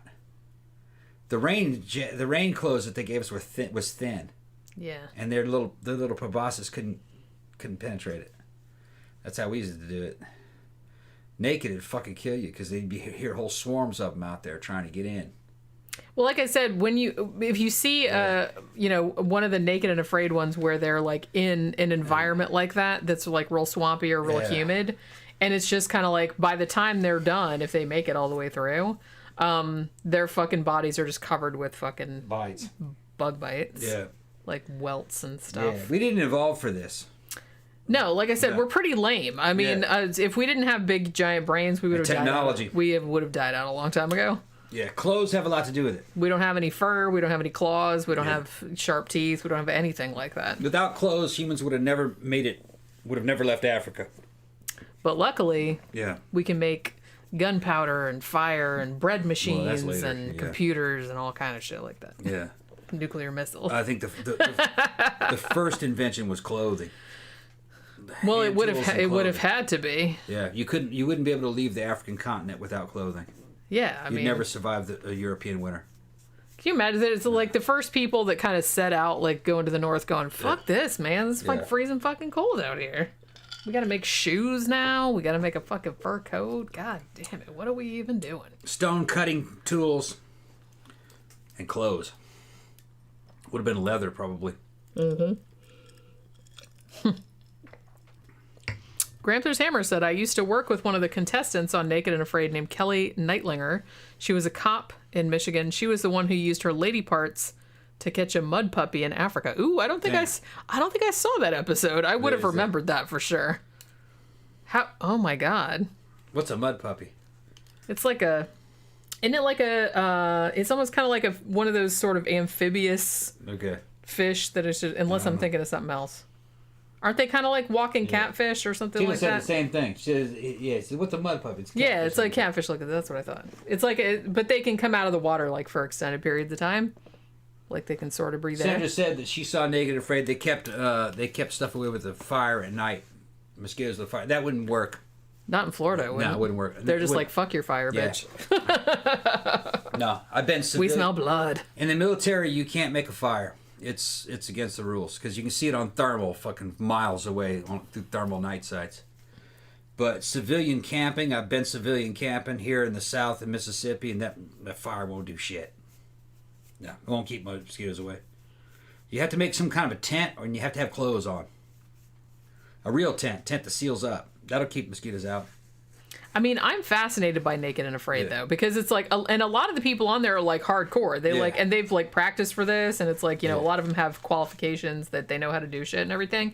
And even then, it just looks fucking miserable. The easiest way to do it is you have to string up a hammock in between two trees, and then run a bungee cord in between the two trees above you, and then you throw a mosquito net over the bungee cord and have it dripping down. You seal it up around the ground because they'll try to get down that net and go underneath the ground. Mm-hmm. We couldn't do that in the Army. That's the easiest way, but you couldn't have that in the Army. You couldn't have, when I was in, you couldn't have a hammock. That was against the rules. You had to be on the ground. Because being off of the ground is not good cover if somebody's shooting at you while you're asleep. Because it'll buy you a couple seconds to, you know what I mean, to be on the ground. Because as soon as you start shooting back, everybody drops down at worm's eye view, and you'd be surprised how you can hide behind just a very small lump in the ground once everybody's down on all fours, you know. But you can't be above anything. We just didn't have those. But in a civilian situation, the easiest would be string up a hammock in between two trees, take a bungee cord. Even if it takes two bungee cords with the hooks together, wrap that around the base of the tree. You want a line over you and throw a mosquito net over that. I'd fucking have a poncho liner over it too. And then stake it to the ground on either side for water protection. In case it rains, because it always rains when you never expect it.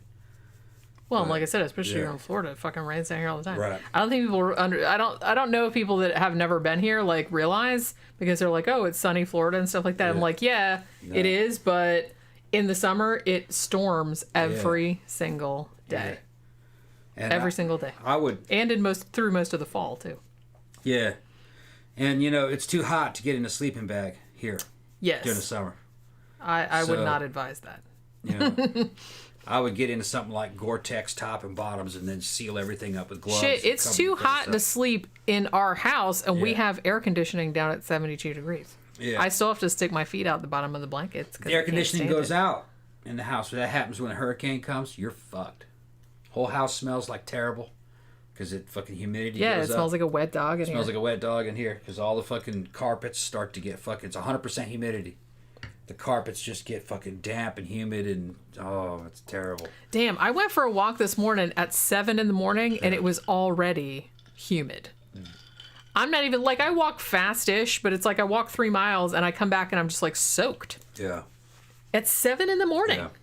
It's already, like, horribly, horribly humid. So these kids living out in the woods for a period of time, places like Germany and Louisiana or fucking Florida, I'm not really buying it with my fucking field experience. You have to be fucking Rambo. Well, as I said, some of these older ones, they might not have been out there for that I don't think long they were because out they there don't that know long. where they came from. They Yeah. just found them, so they're just kind of like, oh, okay. And they couldn't tell you where they came from. I got a feeling they weren't out there for very long. They might not have. Because you have to be smart. And you have to be equipped to survive. You can't just do it just with no clothes. Yeah. And no training and no experience and no knowledge and no. Look at the American Indians. They did that shit for fucking thousands of years. They were fucking experts at it. They were the shit. They were like Rambo. Okay? Yeah. But look at what they had. Their technology was better than ours. They could, you know what I mean? Well, yeah, because like I said, they'd been here for thousands They've been of here years. for thousands of years. They can make clothes, They had their make shit together. shelter and weapons, and They could start with nothing. People said you could capture an Indian during a raid and take him prisoner, take everything from him. And if he got loose, that fucker would be back about a month later to get revenge on you. And he'd be fully equipped. Everybody's like, man, that's some MacGyver shit right Yeah. there. Yeah. They were in their element. Well, yeah, like I So said. they knew how to start from zero and build up. It's an just entire funny. It's arsenal of funny shit. to think that like the Europeans came here and they Right. thought that they could. I mean, obviously they did eventually, but it's just kind of like they thought, oh, we can just like subdue the natives Yeah, with or whatever. our guns, they didn't I'm just give a like, shit bitch, about they've guns. been here for thousands of years. Yeah. You've never been here Yeah. in this environment before. They've been here for Yeah. thousands of years. They're completely and totally comfortable with Yeah. it, and you aren't. They know their way around, and you don't. You know what I mean? So I hear all this bullshit, well, we had guns and this and that. You don't know what the fuck you're talking about. You don't know what the fuck. Indians didn't give a shit about guns until the advent of the fucking metallic cartridge case, and that was 1800s. In the 15 and 1600s, it was matchlocks and flintlocks. They were worthless here. If it got wet, you couldn't use it. They were just crude noisemakers. The rate of fire was too slow. What it was good for was a club. That's what a gun was, a club. You could use it to hunt, but it wasn't good in combat. Indians would fuck you up. They had bows that fired a lot better. They fired faster. well, and they could get you from far away like a sniper. Well, they were a little more accurate than a fucking Yeah, that's what I'm matchlock or a saying. flintlock. They didn't even really have sights on it, and they weren't rifled. It was just, a lead ball or a handful of lead balls, like a shotgun if it was a musket. But what they did was they'd ambush at close range with with a war club or a hatchet, and it was all over, man. They were good, real good at that shit. Or it was bows, and they were basically silent. Well, they weren't silent when it hit you because you'd scream, but you couldn't know where they were, and the rate of fire was I real would good. too. I'm just saying. And they did the shit from horseback a lot of times. Once they figured out how to ride horses, because the Spaniards brought horses, they figured that out quick. And they were just like, oh, convenient. All right. Yeah, the Indians were players. They were players. They were players in the game. Yeah, Esther that's- says, Jenny, season 7, episode 11, Naked and Afraid, was in Louisiana. I thought I saw one that was in Louisiana. I knew there was one that was in a swamp. I was pretty sure it was Louisiana. I thought for a second it might have been the Everglades, but I guess not. But yeah, so that was one thing, and I'm glad somebody actually kind of brought that up about the whole feral children thing, because that's one thing. That's why I think that there's a lot of controversy about certain feral children cases, is because nobody... as I said, some of the more famous cases, they don't know how long the kid was out there because they just kind of stumbled across them one day. And another thing, too, is just that I think there's a lot of controversy over whether, particularly some more modern cases, are real or not. Because there is kind of an incentive, and we'll get into this a little bit when I talk about, like, a more modern case. And I'm not saying that I disbelieve the woman's story or anything like that, but there is maybe an incentive to embellish this kind of stuff, sell books or whatever you want to do. So I don't know. And like you said, it's really, I'm sure it's not like impossible for a kid to survive, but they would need help, whether it was from animals or whatever. If you're just like out there by yourself, all naked and whatever, I don't think a kid can make it. So the next case I want to talk about is kind of similar to the first one. This kid was called Victor of, and I'm sure I'm pronouncing this wrong, Aveyron, something like that. So this happened in the late 18th century, so right around the same time period. And this kid was about the same age. He was 11 or 12 when he was found. As I said, they don't really know where he came from. They don't know how long he had been out there. But there had been reports of this kid prior. Some people said, hey, there's this naked kid like running around in these woods. That's apple and coconuts, real good. Oh, okay, thanks. There's this naked kid running around these woods in France, eating acorns and whatnot. And they finally captured him. So they finally went out there and captured him. And they named him Victor. And, because they didn't know what his name was. Like I said, they didn't know how long he'd been out there. Now, again, news of his capture kind of spread really fast, like in the scientific community, because they're just like, we want to study this kid. Because, like I said, this was kind of the time period everybody's like nature, nurture, all that kind of stuff. So they brought the kid to Paris, And just like in Peter the Wild Boy's case, which happened in London, they brought the kid to Paris, and he was, everybody in the court wanted to come see him, and he was like a big sensation and everything like that.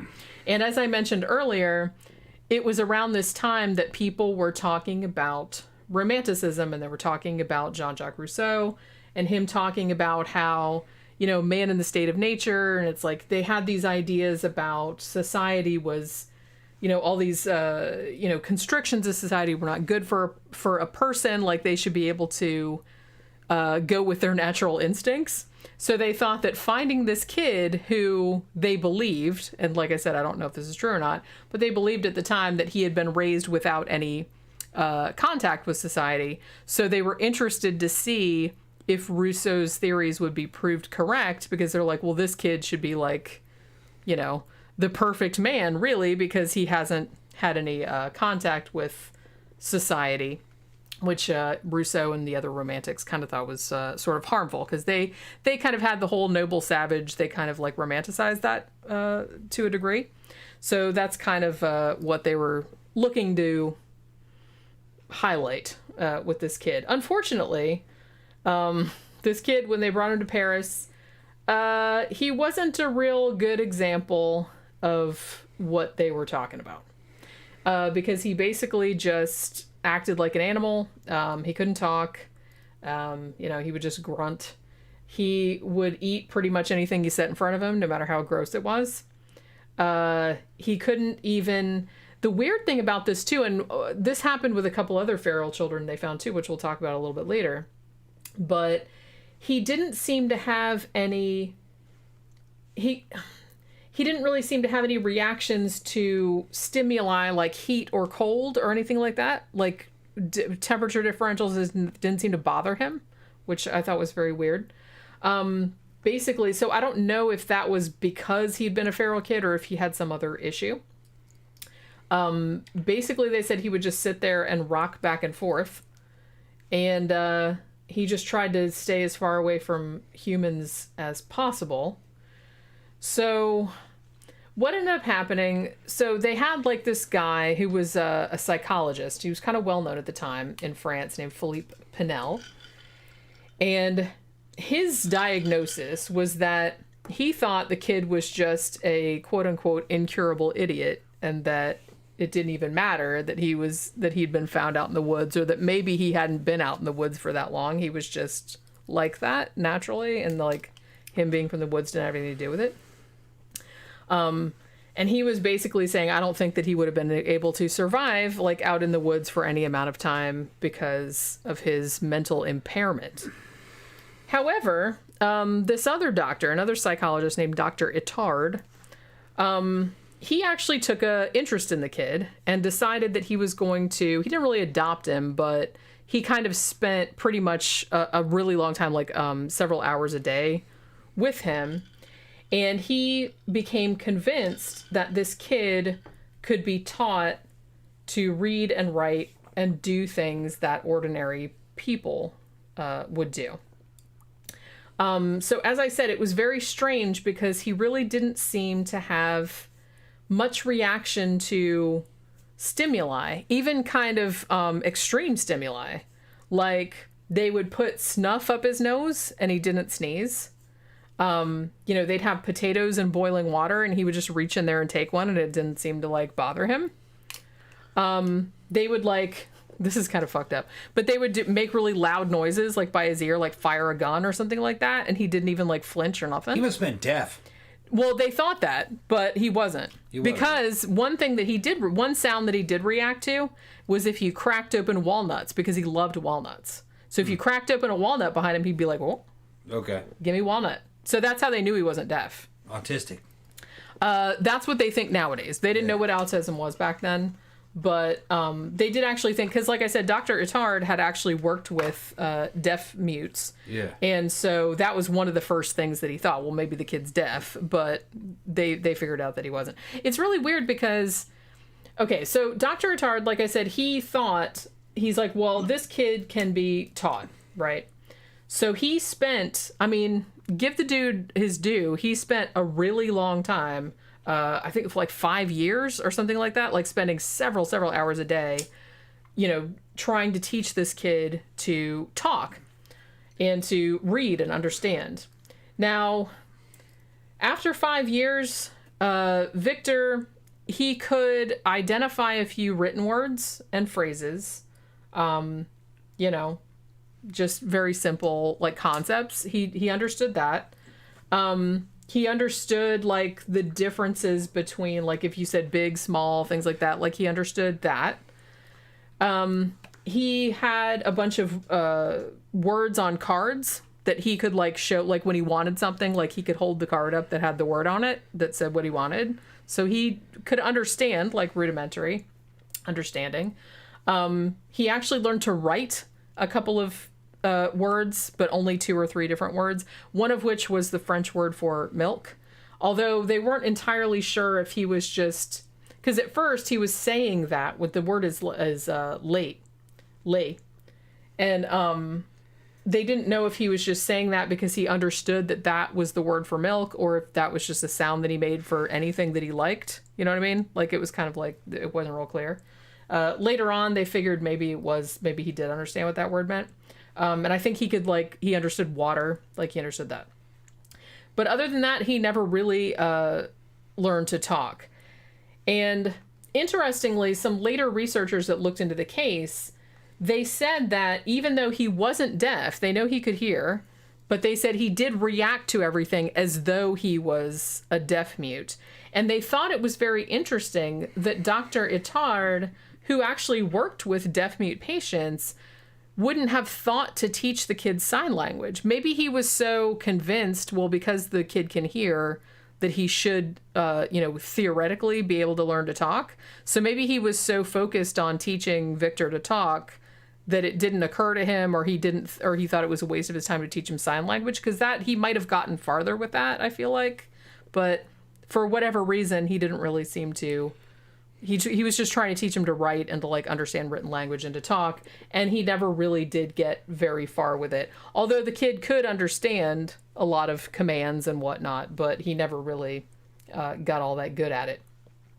Interestingly, though, one thing that they did teach him, when he was first found, and, like, for the first short time they were working with him, he didn't really seem to have any interest in humans at all.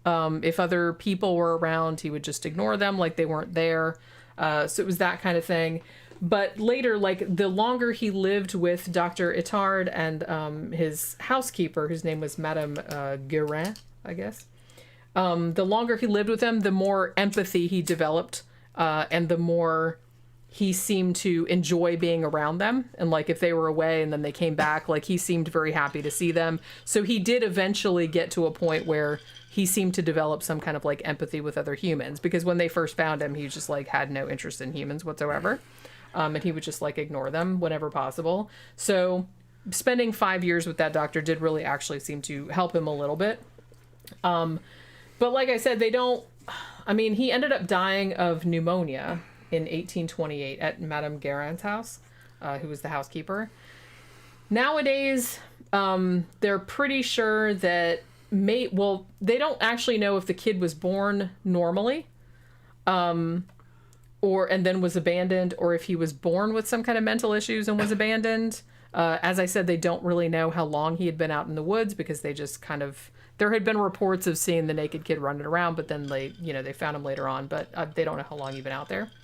They think most commonly they think maybe precocious schizophrenia, maybe autism, maybe some kind of, like, psychosis or something. But they're speculating that either he was born with some kind of mental illness, or something developed when he was young and then he got abandoned, and then that's what happened. But they never did teach him how to talk, although they did teach him, like, some rudimentary concepts and some rudimentary language. So there was that. But like I said, he had to work with him for, like, fucking 5 years or whatever. So now this case I want to talk to, this is actually a fairly recent case. And I kind of wanted to talk about this one because this one is kind of controversial, in the sense that some people don't really know if this woman's making shit up or not. I'm not weighing in either way, because I don't know. I don't know if she's making it up. her story could very possibly be true. It might not be true. I don't really know. I'm not saying one way or the other. So we're talking about Marina Chapman. Now, I actually found an article about her from The Guardian, which came out in 2013, because she and her daughter had written a book about her childhood experiences. The book was called The Girl with No Name. Now, this woman claims that she lived with a troop of monkeys for 4 years, I think it was, from the age of 5 to the age of 9 in Colombia. Now, so this is a very interesting story that she has. This one might be kind of like, I don't know, this might be like a little bit long, but go ahead, let's hear it. Yeah, so what ends up happening, and like I said, she wrote a book called The Girl with No Name, which I've read excerpts of it, and it actually sounds really interesting. So she says that her first memory comes from shortly before her 5th birthday. She doesn't remember anything before that. She doesn't remember her human parents. She says she doesn't remember anything from before she was 5 years old.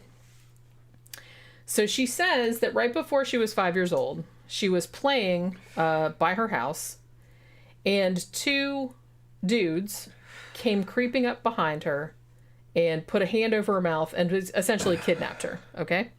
This was in Colombia. Now, she got taken away because she said they put something over her mouth and then, like, she doesn't remember anything. Like, they made, she was unconscious or whatever.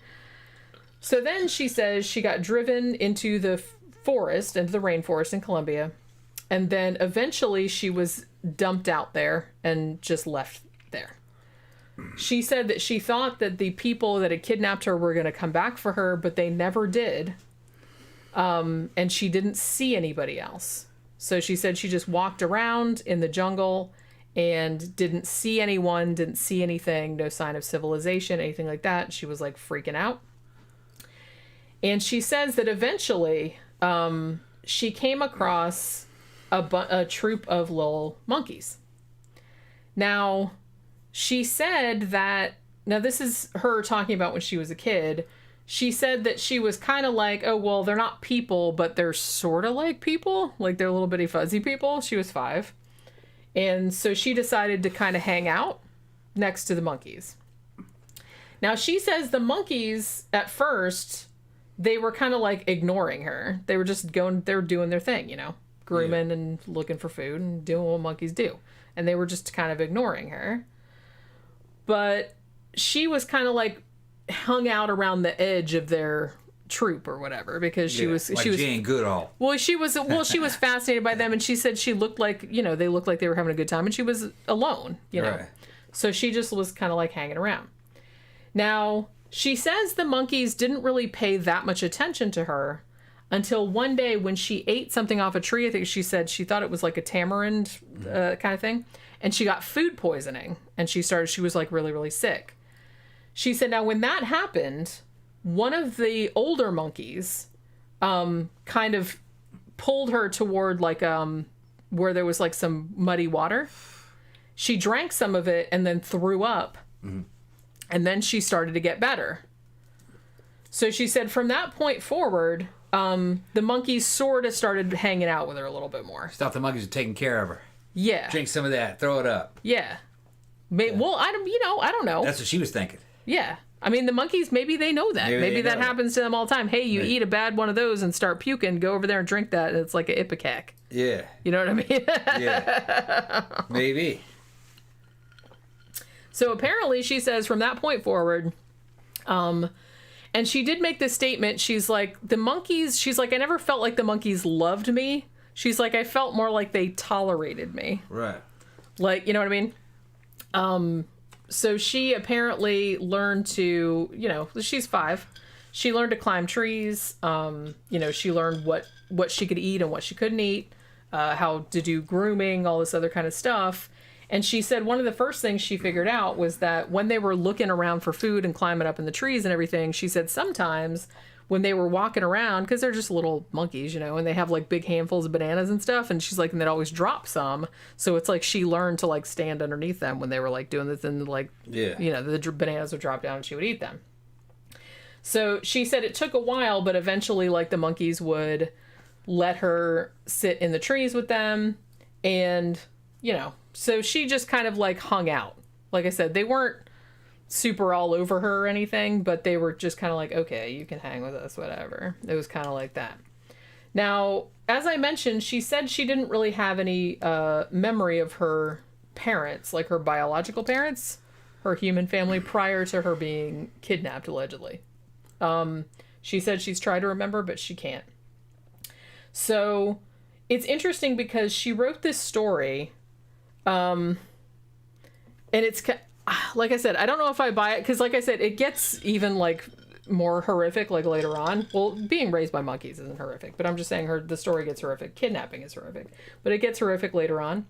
So she read all this in a book, and like when the book came out in 2013, there was kind of like a big thing about it because a lot of people didn't believe her. They thought she just made this story up.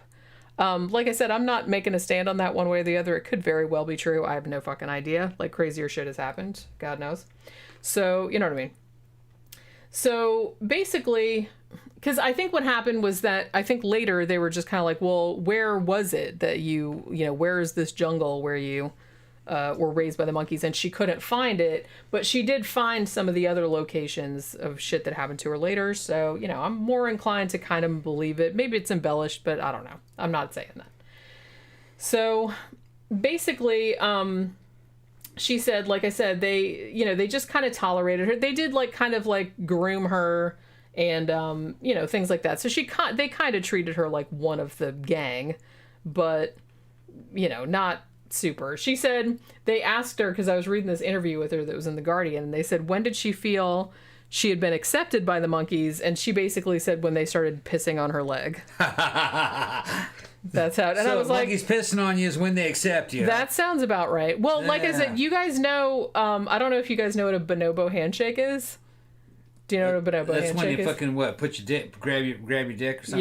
Yeah. That's how they be friendly. They just like stick their dick at you. Well, the male ones do, obviously. The female ones don't do that. But they stick your dick at you, and you're supposed to like kind of shake it. You know? Damn. That's like that's their way of saying hi. Yeah, give me a hand job. You know bonobos. Yeah. They're like the fucking. Those are the hoes. They're the hoes of the animal world. Okay. That's like I was at a zoo one time. I can't remember where it was, but they had like a big enclosure of like bonobos. It's like I was sitting there thinking, I'm sure they must get complaints like every day from people like with their kids and stuff. It's just like, all those monkeys do is fuck. I'm like, well, that's kind of their thing. That's what they do. Yeah. That's how they resolve like all their issues. Yeah. They don't fight. They're just kind of like, hey, it's all right. Just let me like, you know, and they don't matter. Like, it doesn't matter if it's 2 females, 2 males. They don't care. Yeah. If there's like 5 of them, they don't care. They're just, that's how they smooth over conflicts. They just, you know, they do sexual shit. That's just that's how they roll. You know what I mean? It's a mobile fucking fuck band. Like a bunch of porn stars. Yeah. That's pretty much, yeah. So basically, they asked her, they're like, okay, well, what did you do this whole time you were in the jungle? Because like I said, she was in the jungle, she says, for, I believe it was 4 years, from the time she was 5 until she was 9 years old. And she basically just stayed with these monkeys the whole time. And once she had learned how to find food from the monkeys, she's like, that was pretty much your whole entire existence, was just, you would get up in the morning, you would like go and find food, and that's just what you would do. You know, and she said the only thing she did like for fun was to just like play with other little animals, like little bugs and lizards and whatnot. You know, and just sit there and get groomed by the monkeys and all that other kind of shit. Now, she said that every now and then she would see hunters coming through the jungle. And she was like afraid of them because a lot of them, you know, have big machetes and guns and whatever. But she knew that they were the same as her, that they were human. So she decided one day, allegedly after she'd been in the jungle for 4 years, she decided she was going to ask one of these humans for help. Probably she wishes she hadn't nowadays because, you know, people are the worst. But she comes up to these hunters that she saw. She had no clothes, obviously. She had a dress when she was kidnapped, but it had, you know, obviously worn off in like the 4 fucking years she was out there. And she couldn't really... She had been able to talk, obviously, before she was kidnapped, but she couldn't really remember a lot of language because she had been hanging with the monkeys for 4 years. So she was like basically grunting at these hunters. So the hunters did rescue her. And then she was 9 years old, I think. And then they sold her into a brothel. Oh, really? Which is nice. Where was this again? Colombia. Which, like I said, it sounds like a crazy story. And you're like, really? But I'm just like, I don't know. I kind of feel like that sounds kind of plausible. That sounds kind of plausible. That sounds about right, actually. I don't know. I'd have to see where I don't know about this. I don't know about this. First of all, the Colombian jungle is pretty fucking nasty. It is, yeah. And she didn't make the complaints I would think of. The insects. She didn't say she wasn't being eaten up by mosquitoes. Oh, I don't know. Well, I mean, she might have been, but she didn't. She didn't mention it. Like, I haven't read the book. I just read like. How was she sleeping? Who knows? Yeah, I'd have to hear more about this. In trees. Well, like I said, I'd have to read the whole book. I'm not making a judgment call on it because I don't know enough about the case. It sounded fishy to me. Well, see, a lot of people said that. Did they? A lot of people said that. It sounded fishy to me. I mean, she sounds. I've seen a couple documentaries, and she seems like a lovely woman, and she doesn't seem like she's bullshitting. She doesn't seem like she's making it up. But hold on, let me go get a wig. Let me get a wig. You got to get a wig to think about this. I gotta think about this. I need a wig. I get a wig. Is that gonna help you? Is that gonna help you? It's gonna help me think about this shit. Yeah. This whole I'm 9 years old. I'm living out in the woods for 4 years. The monkeys fucking helped me survive. I ain't buying that, man. Monkeys aren't going to help you that much. It takes more than monkeys. Yeah. And I think I would have heard more complaints of a lot more problems than just, oh, well, they pissed on my leg. Nah, I don't think I'm buying this. Well, like I said, I don't know because I haven't read the book. She might have talked about stuff more extensively. Maybe. Yeah, okay. Because I just read like a couple articles about her and saw like a short documentary. Uh-huh. So like I said, I don't know if she like talked a lot more about it. I'm sure she talked about it in a lot more depth, like in the book or whatever. That's okay. Forster Down says that's Tom's thinking wig. It makes me more sexy. It makes you more sexy. It makes me more sexy. Which Rusty says, I'm going to read the book. I probably will too. It sounds like actually really interesting. I don't know if I buy it. Even if it's not true, it might still be a good story. You know what? Yeah. I'm more inclined. Okay, so the thing about it though is that you can write a book about, hey, I got kidnapped and dumped in the woods, and then I lived with a troop of monkeys for 4 years. I feel like you could write a whole book about that. I feel like maybe why people are freaking out is that not only did she have that in the book, like I lived with monkeys for 4 years, but then after I was rescued from the monkeys, I ended up in a brothel. Yeah. And then, she ran away from the brothel. Right. How long was she in the brothel? Not that long. Okay. And she ran away from the brothel, and then she was like, then she ended up homeless, like living on the streets. And then she basically had to become like a pickpocket, like to make money, right? And then she ended up working as a domestic, like in a household. And then like the daughter of that person that she worked for, like ended up adopting her. You know what I mean? It just sounds like an awful tall tale because these are all pretty sophisticated skills that you have to have one right after another. And I don't know if a feral person can just pull some shit like this out of her ass. Like 1 minute she's in the jungle with the monkeys. The next minute she's with Frankenhooker out there turning tricks and shit. And then she's a pickpocket. And then she ends up being a maid. It's just, And she was only 14 at this point when she got adopted. Yeah. When she got adopted. My wig on straight. Where's the part? Where's the part? Where's the part? Like right there. Is it in the middle? Okay. No, not really. Go ahead. Which way's it gotta go? Like no. Make sure I'm pretty. There we go. Make sure I'm pretty. There you go. There's another shirt. Oh, I'm just make gonna sure put. I'm I'm gonna pretty. put Tom's face on there with the wig, and I'm just gonna Yeah. say, "Make sure I'm pretty." No, I'm on going it. full heavy metal right now. I'm a heavy metal god. Yeah. You're fucking right. Just ask Tila. Tila, I'm a fucking heavy metal god when I got this on, right? Right? Yeah. There you go. Yeah. You gonna Yeah. talk about getting raised by monkeys? You do actually. No, look, I'm going to talk about getting raised by Danzig. you do look like I was raised by Danzig. Danzig. Which in a way, probably in a lot of ways, is worse than getting raised by monkeys. Yeah. I would think. Yeah. Yeah. You know Danzig don't flush the toilet. I'm sure he doesn't. No, He fucking totally just- does not seem Fuck like no. someone. That's a dude that fucking drops a fucking crap, forgets to flush, and just fucking walks away. And then you And walk then in there come later and back, you're like, what the "Ah!" fuck, man? And he's like, flush it. Yeah. Yeah. It's the kind of dude he is. Dudes I are saw his old house. I know he's like that. I said, man, this motherfucker's house, bro. The dude don't flush the toilet. Yeah. That's a very specific thing, but I know, Yeah. I know Just exactly imagine what it. you're Imagine talking it. about. I Imagine. know what you're talking It about. was psychic energy told me this. Oh my god. Yeah. Just white trash. Maximum white trash. Maximum white trash. Maximum white turned trash. up to 11. Yeah. Yeah, so I was saying so yeah, she was in the brothel. Well, she got sold into a brothel, and then she ran away from the brothel, and then she was like on the street as a pickpocket, and then she worked as a maid, and then when she was 14, she got adopted, and then Victor said, and then she was spotted by a modeling agency and got a job as a model in New York City. Her first day on the job, 9/11. True story. Yeah, it is kind of like, that's what I mean. If you're going to, just a pro tip.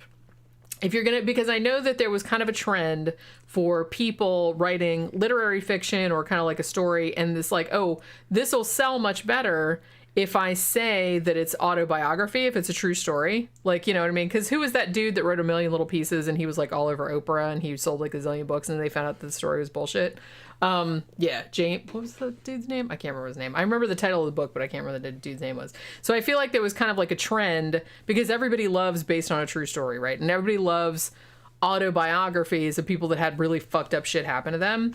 So I can see how if you're a writer and you have this really good idea for a story, if you say, hey, this really happened to me, then that's going to obviously sell a lot better than just like another fictional ass story, right?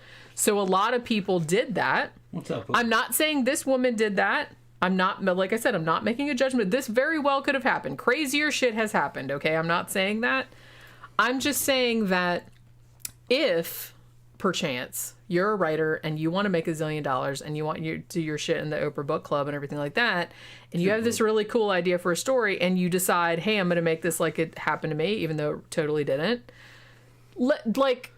just rein it in a little bit. It's got to be crazy and salacious and everything so people want to read it. It's like that book Sybil. But you can't compound the craziness. Like I said, just being raised by monkeys for 4 years when you're a kid, That's crazy enough. that's enough. Yeah.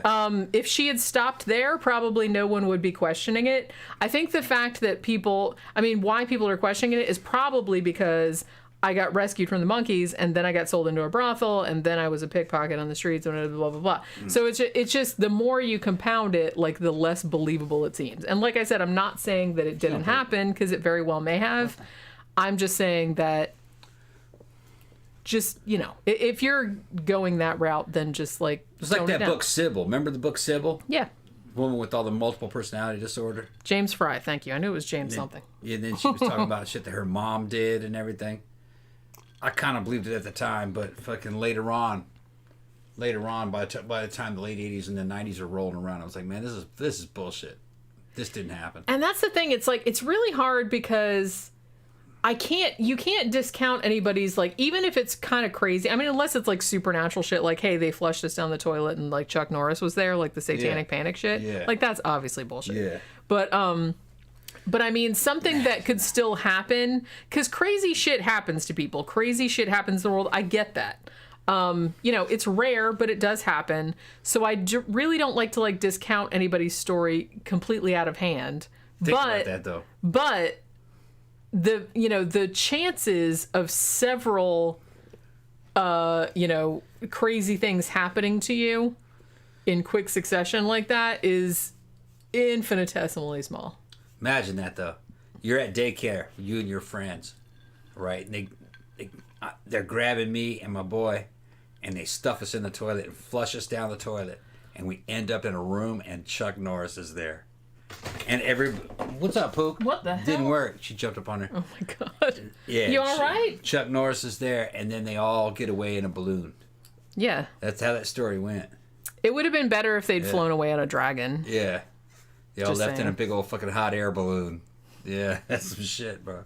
I mean, There should have been an immediate acquittal there. Those people were in fucking prison for fucking. I mean, for as long. soon as somebody said that out Yeah. loud, everyone should have been like, all right, let's go home. It's just like a waste of time from this point forward. Those poor people that worked at that. But place. no, I know it. It's like I feel really bad. Yeah.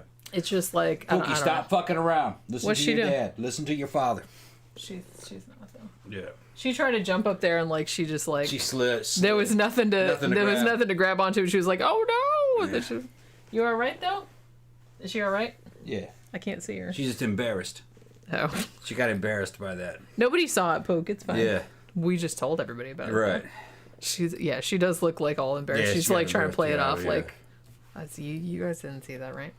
But yeah, so she gets adopted when she's 14. She goes to live in Bogota, and I guess what ended up happening was that the family that adopted her, they were like in the textile industry, so they ended up sending her to Bradford in England, and she went to school there.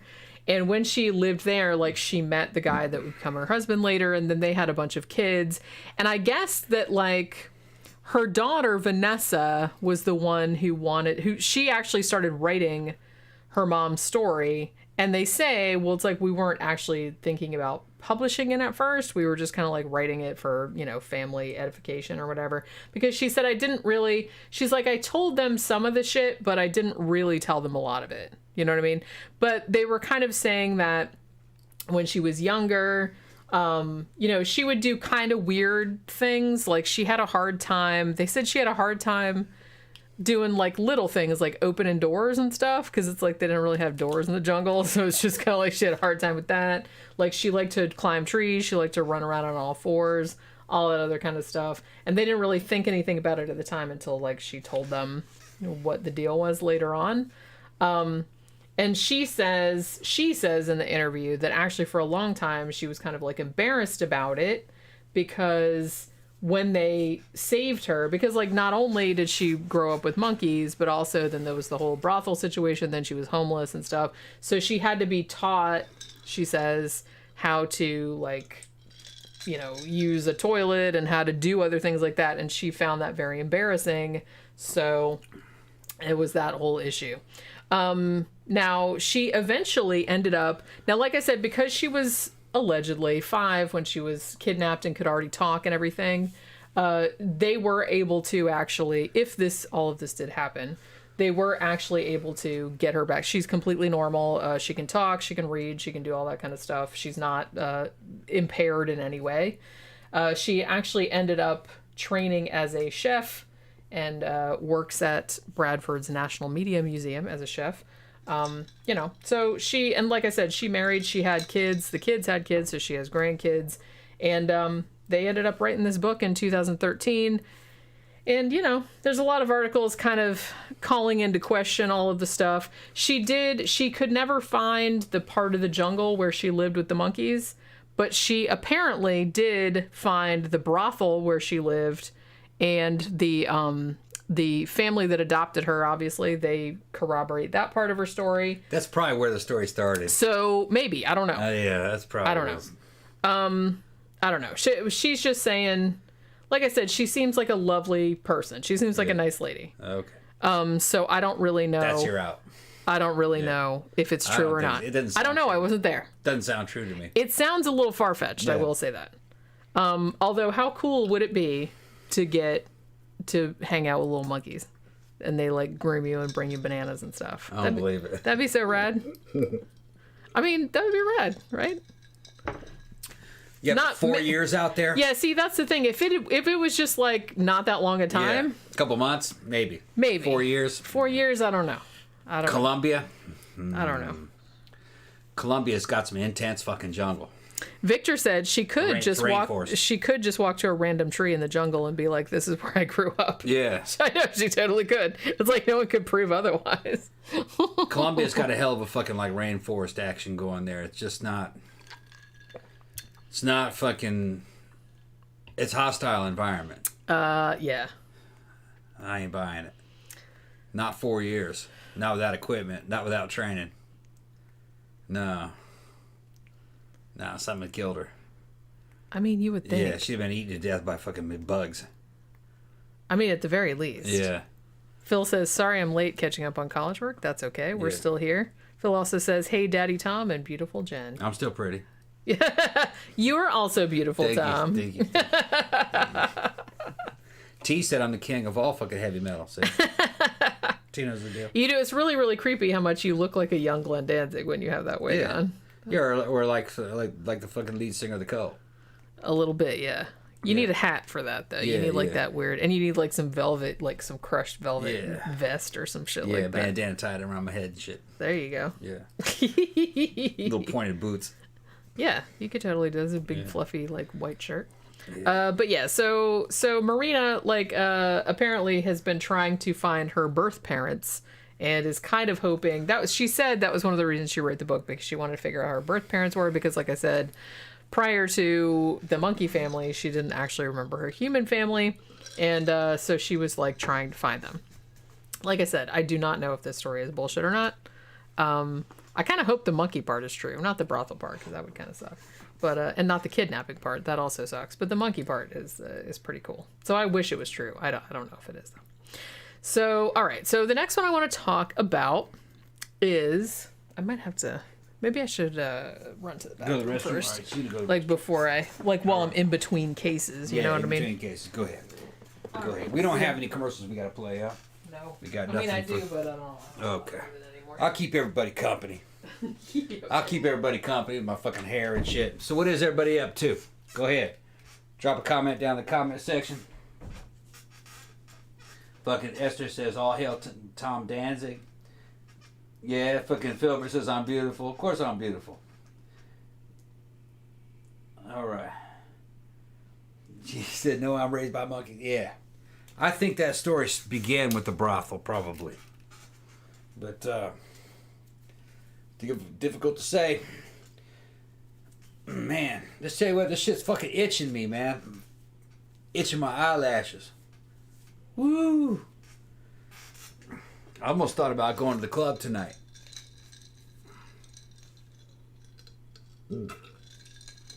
I think the show's going to be going on too long, though, for us to go to the club. We'll see. See what time it is right now. Let's see. Yeah, it's 8:12. And she's probably got another hour at least.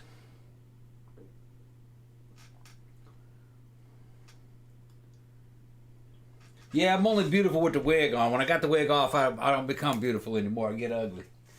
Ugly ass fucking cue ball head, look like Lex Luthor. What's up, Jenny?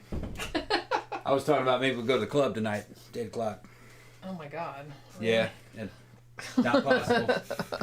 How much is left on the show? We're halfway through it, at least it looks like. Yeah. I mean, Everybody's gonna be there.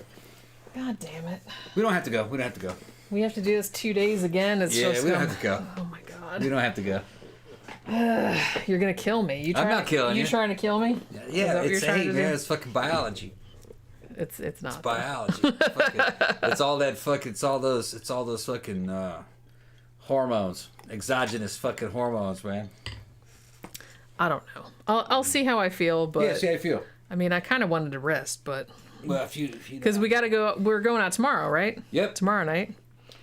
And it's like, Friday is the best night for mannequins. I though. know, but it's like Yeah. I don't have a fuck ton of money either. Yeah, I got some money. I mean, the thing about it is that I don't know. Nobody's got a fuck ton of money, but if we had millions, that would be a fuck ton. Well, yeah, that'd be nice, wouldn't Yeah.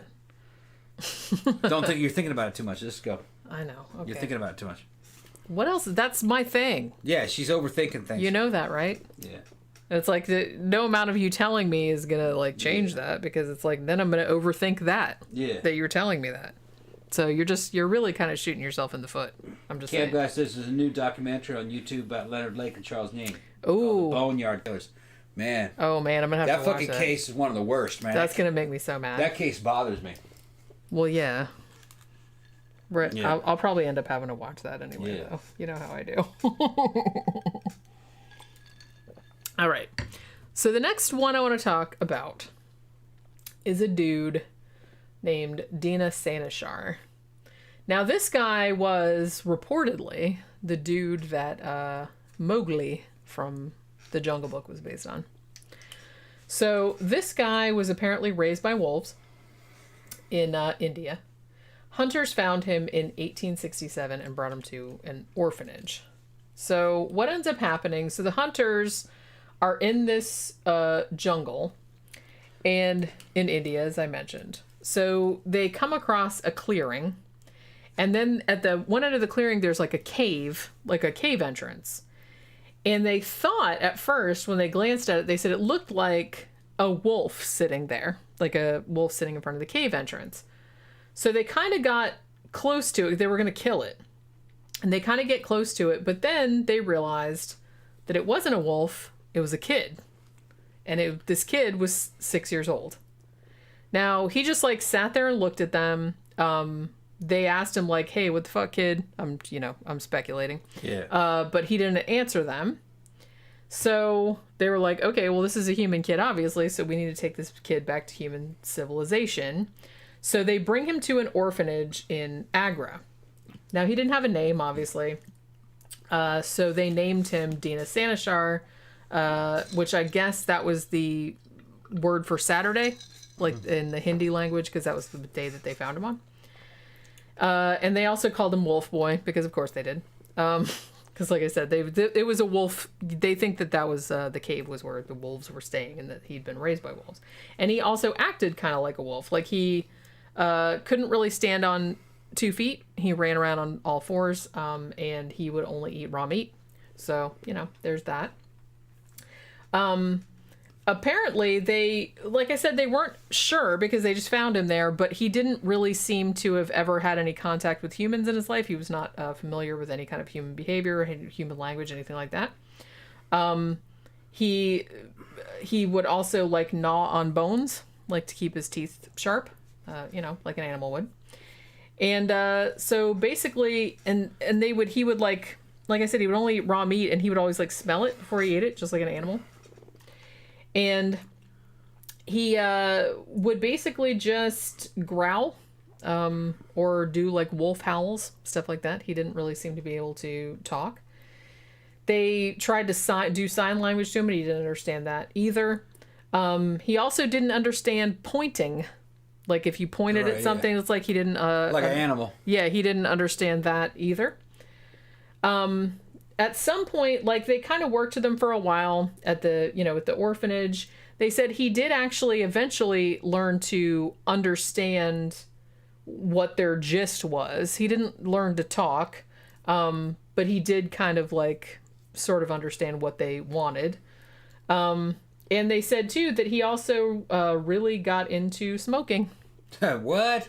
Smoking? Yeah, they said I don't know whose idea it was. This is 1800s. Give the kid a cigarette. Yeah. It's like, hey, give the kid a cigarette, and he's like, oh, okay, Well, he probably saw I somebody like doing that. it, and he's just like, what the fuck he's is like, that? give me that. Yeah. And he really got into it. Yeah.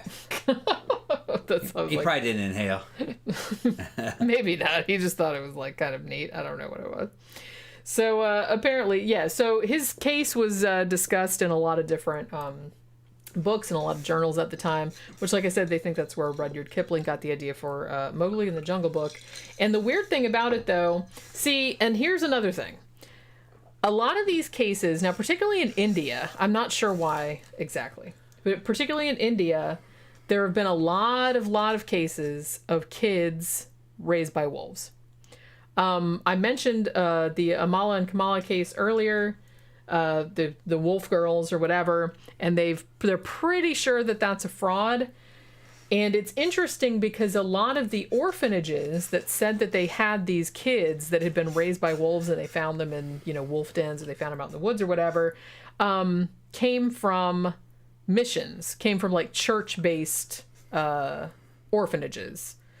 So there has been some speculation that for whatever reason, these orphanages are trying to drum up publicity, or for whatever reason, they're saying that they have all these wolf kids because, you know, Danny Sanishar, even though he's kind of like one of the better known ones, there were a lot of other orphanages in that area.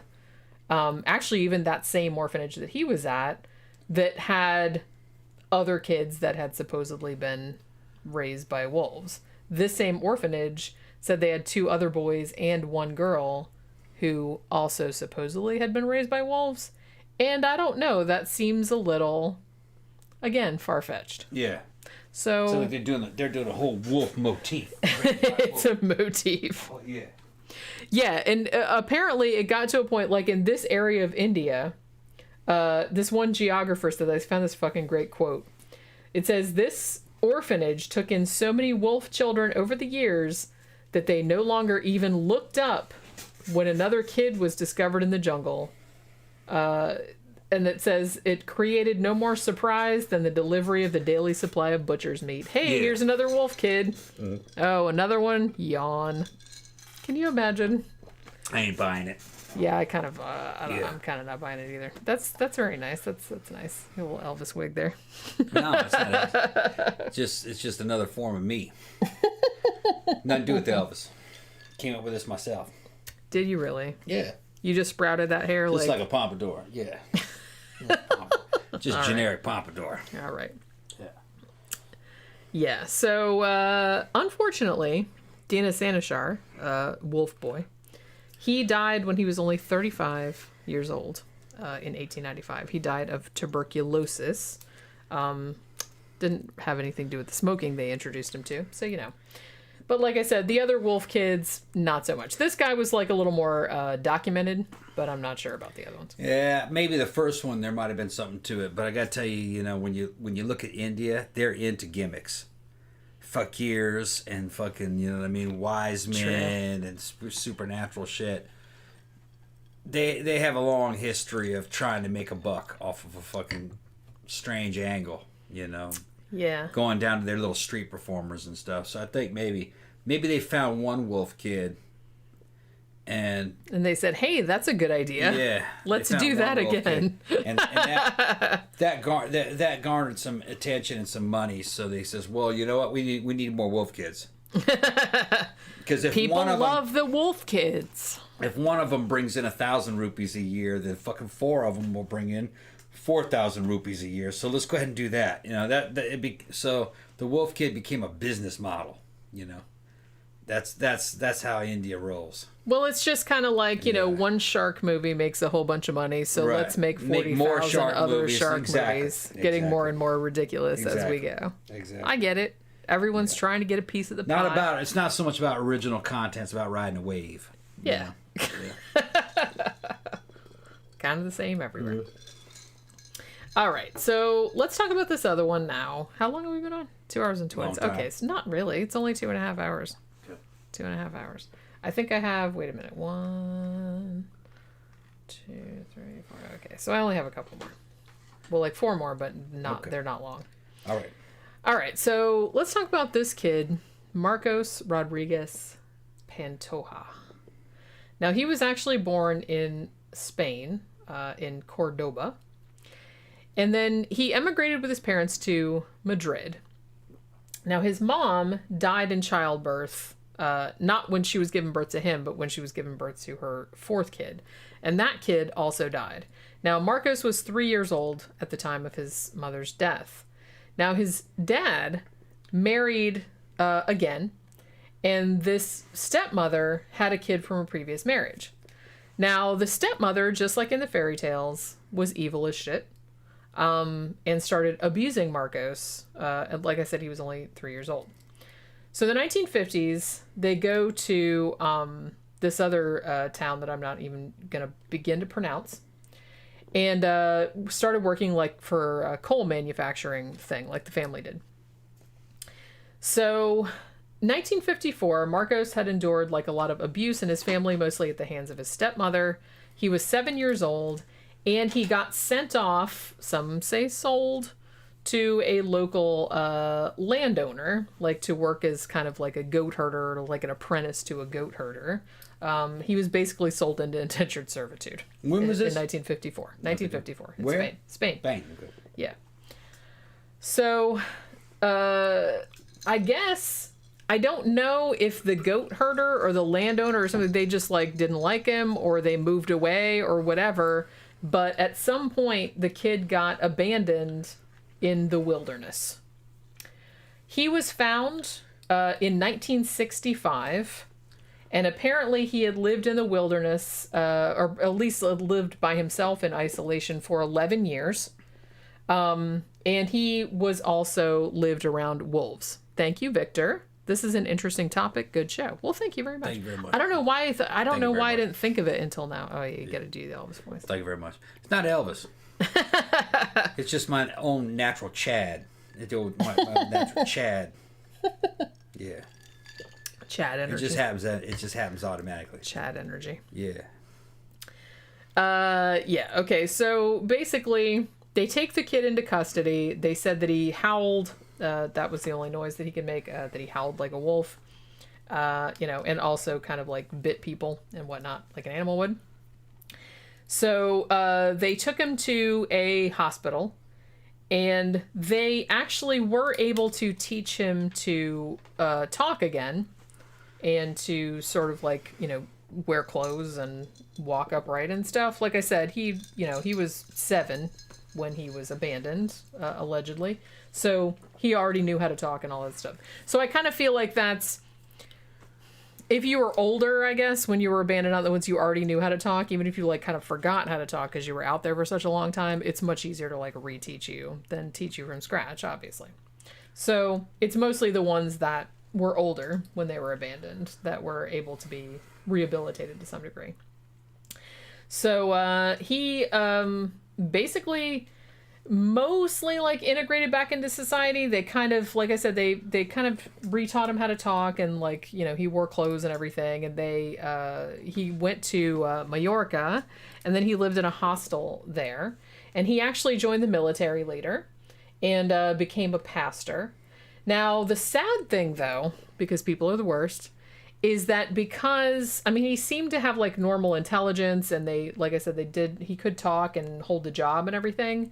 But because he had lived so long in isolation, he was very naive.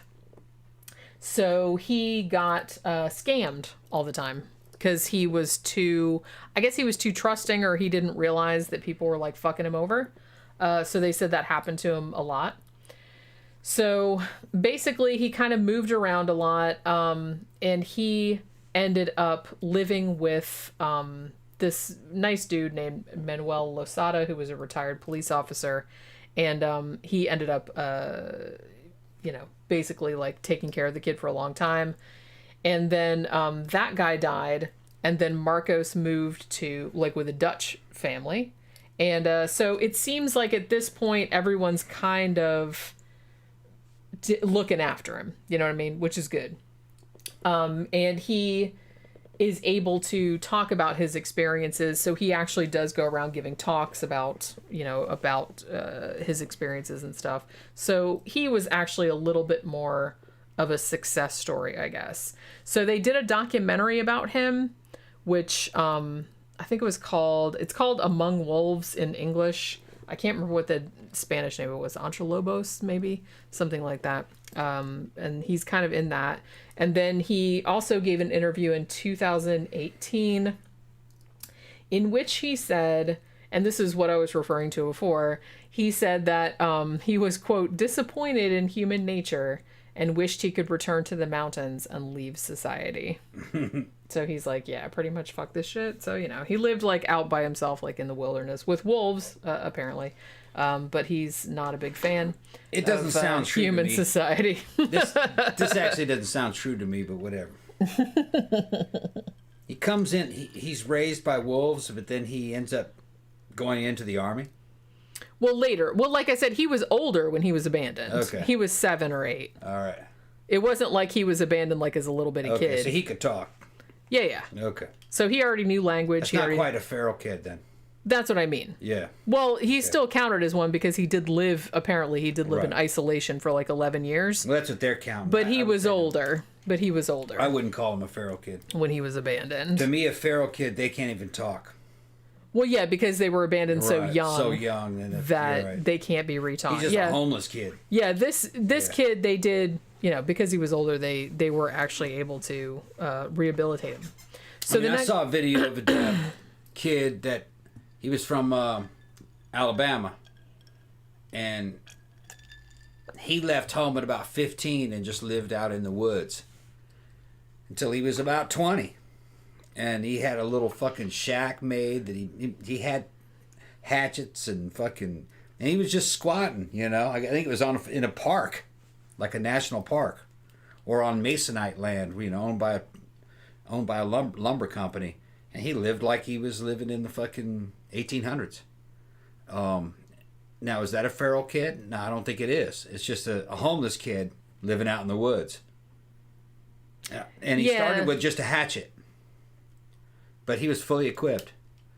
Living a good life, He was on YouTube. It is kind of different. Yeah. Like feral kid, like you said, that's right. When you talk about a feral kid, you're more talking about somebody that hasn't had any human interaction, right. Like for a substantial part of their childhood, to a point where they can't be rehabilitated. It's not quite the same. I think the kid I'm talking about, he was on YouTube.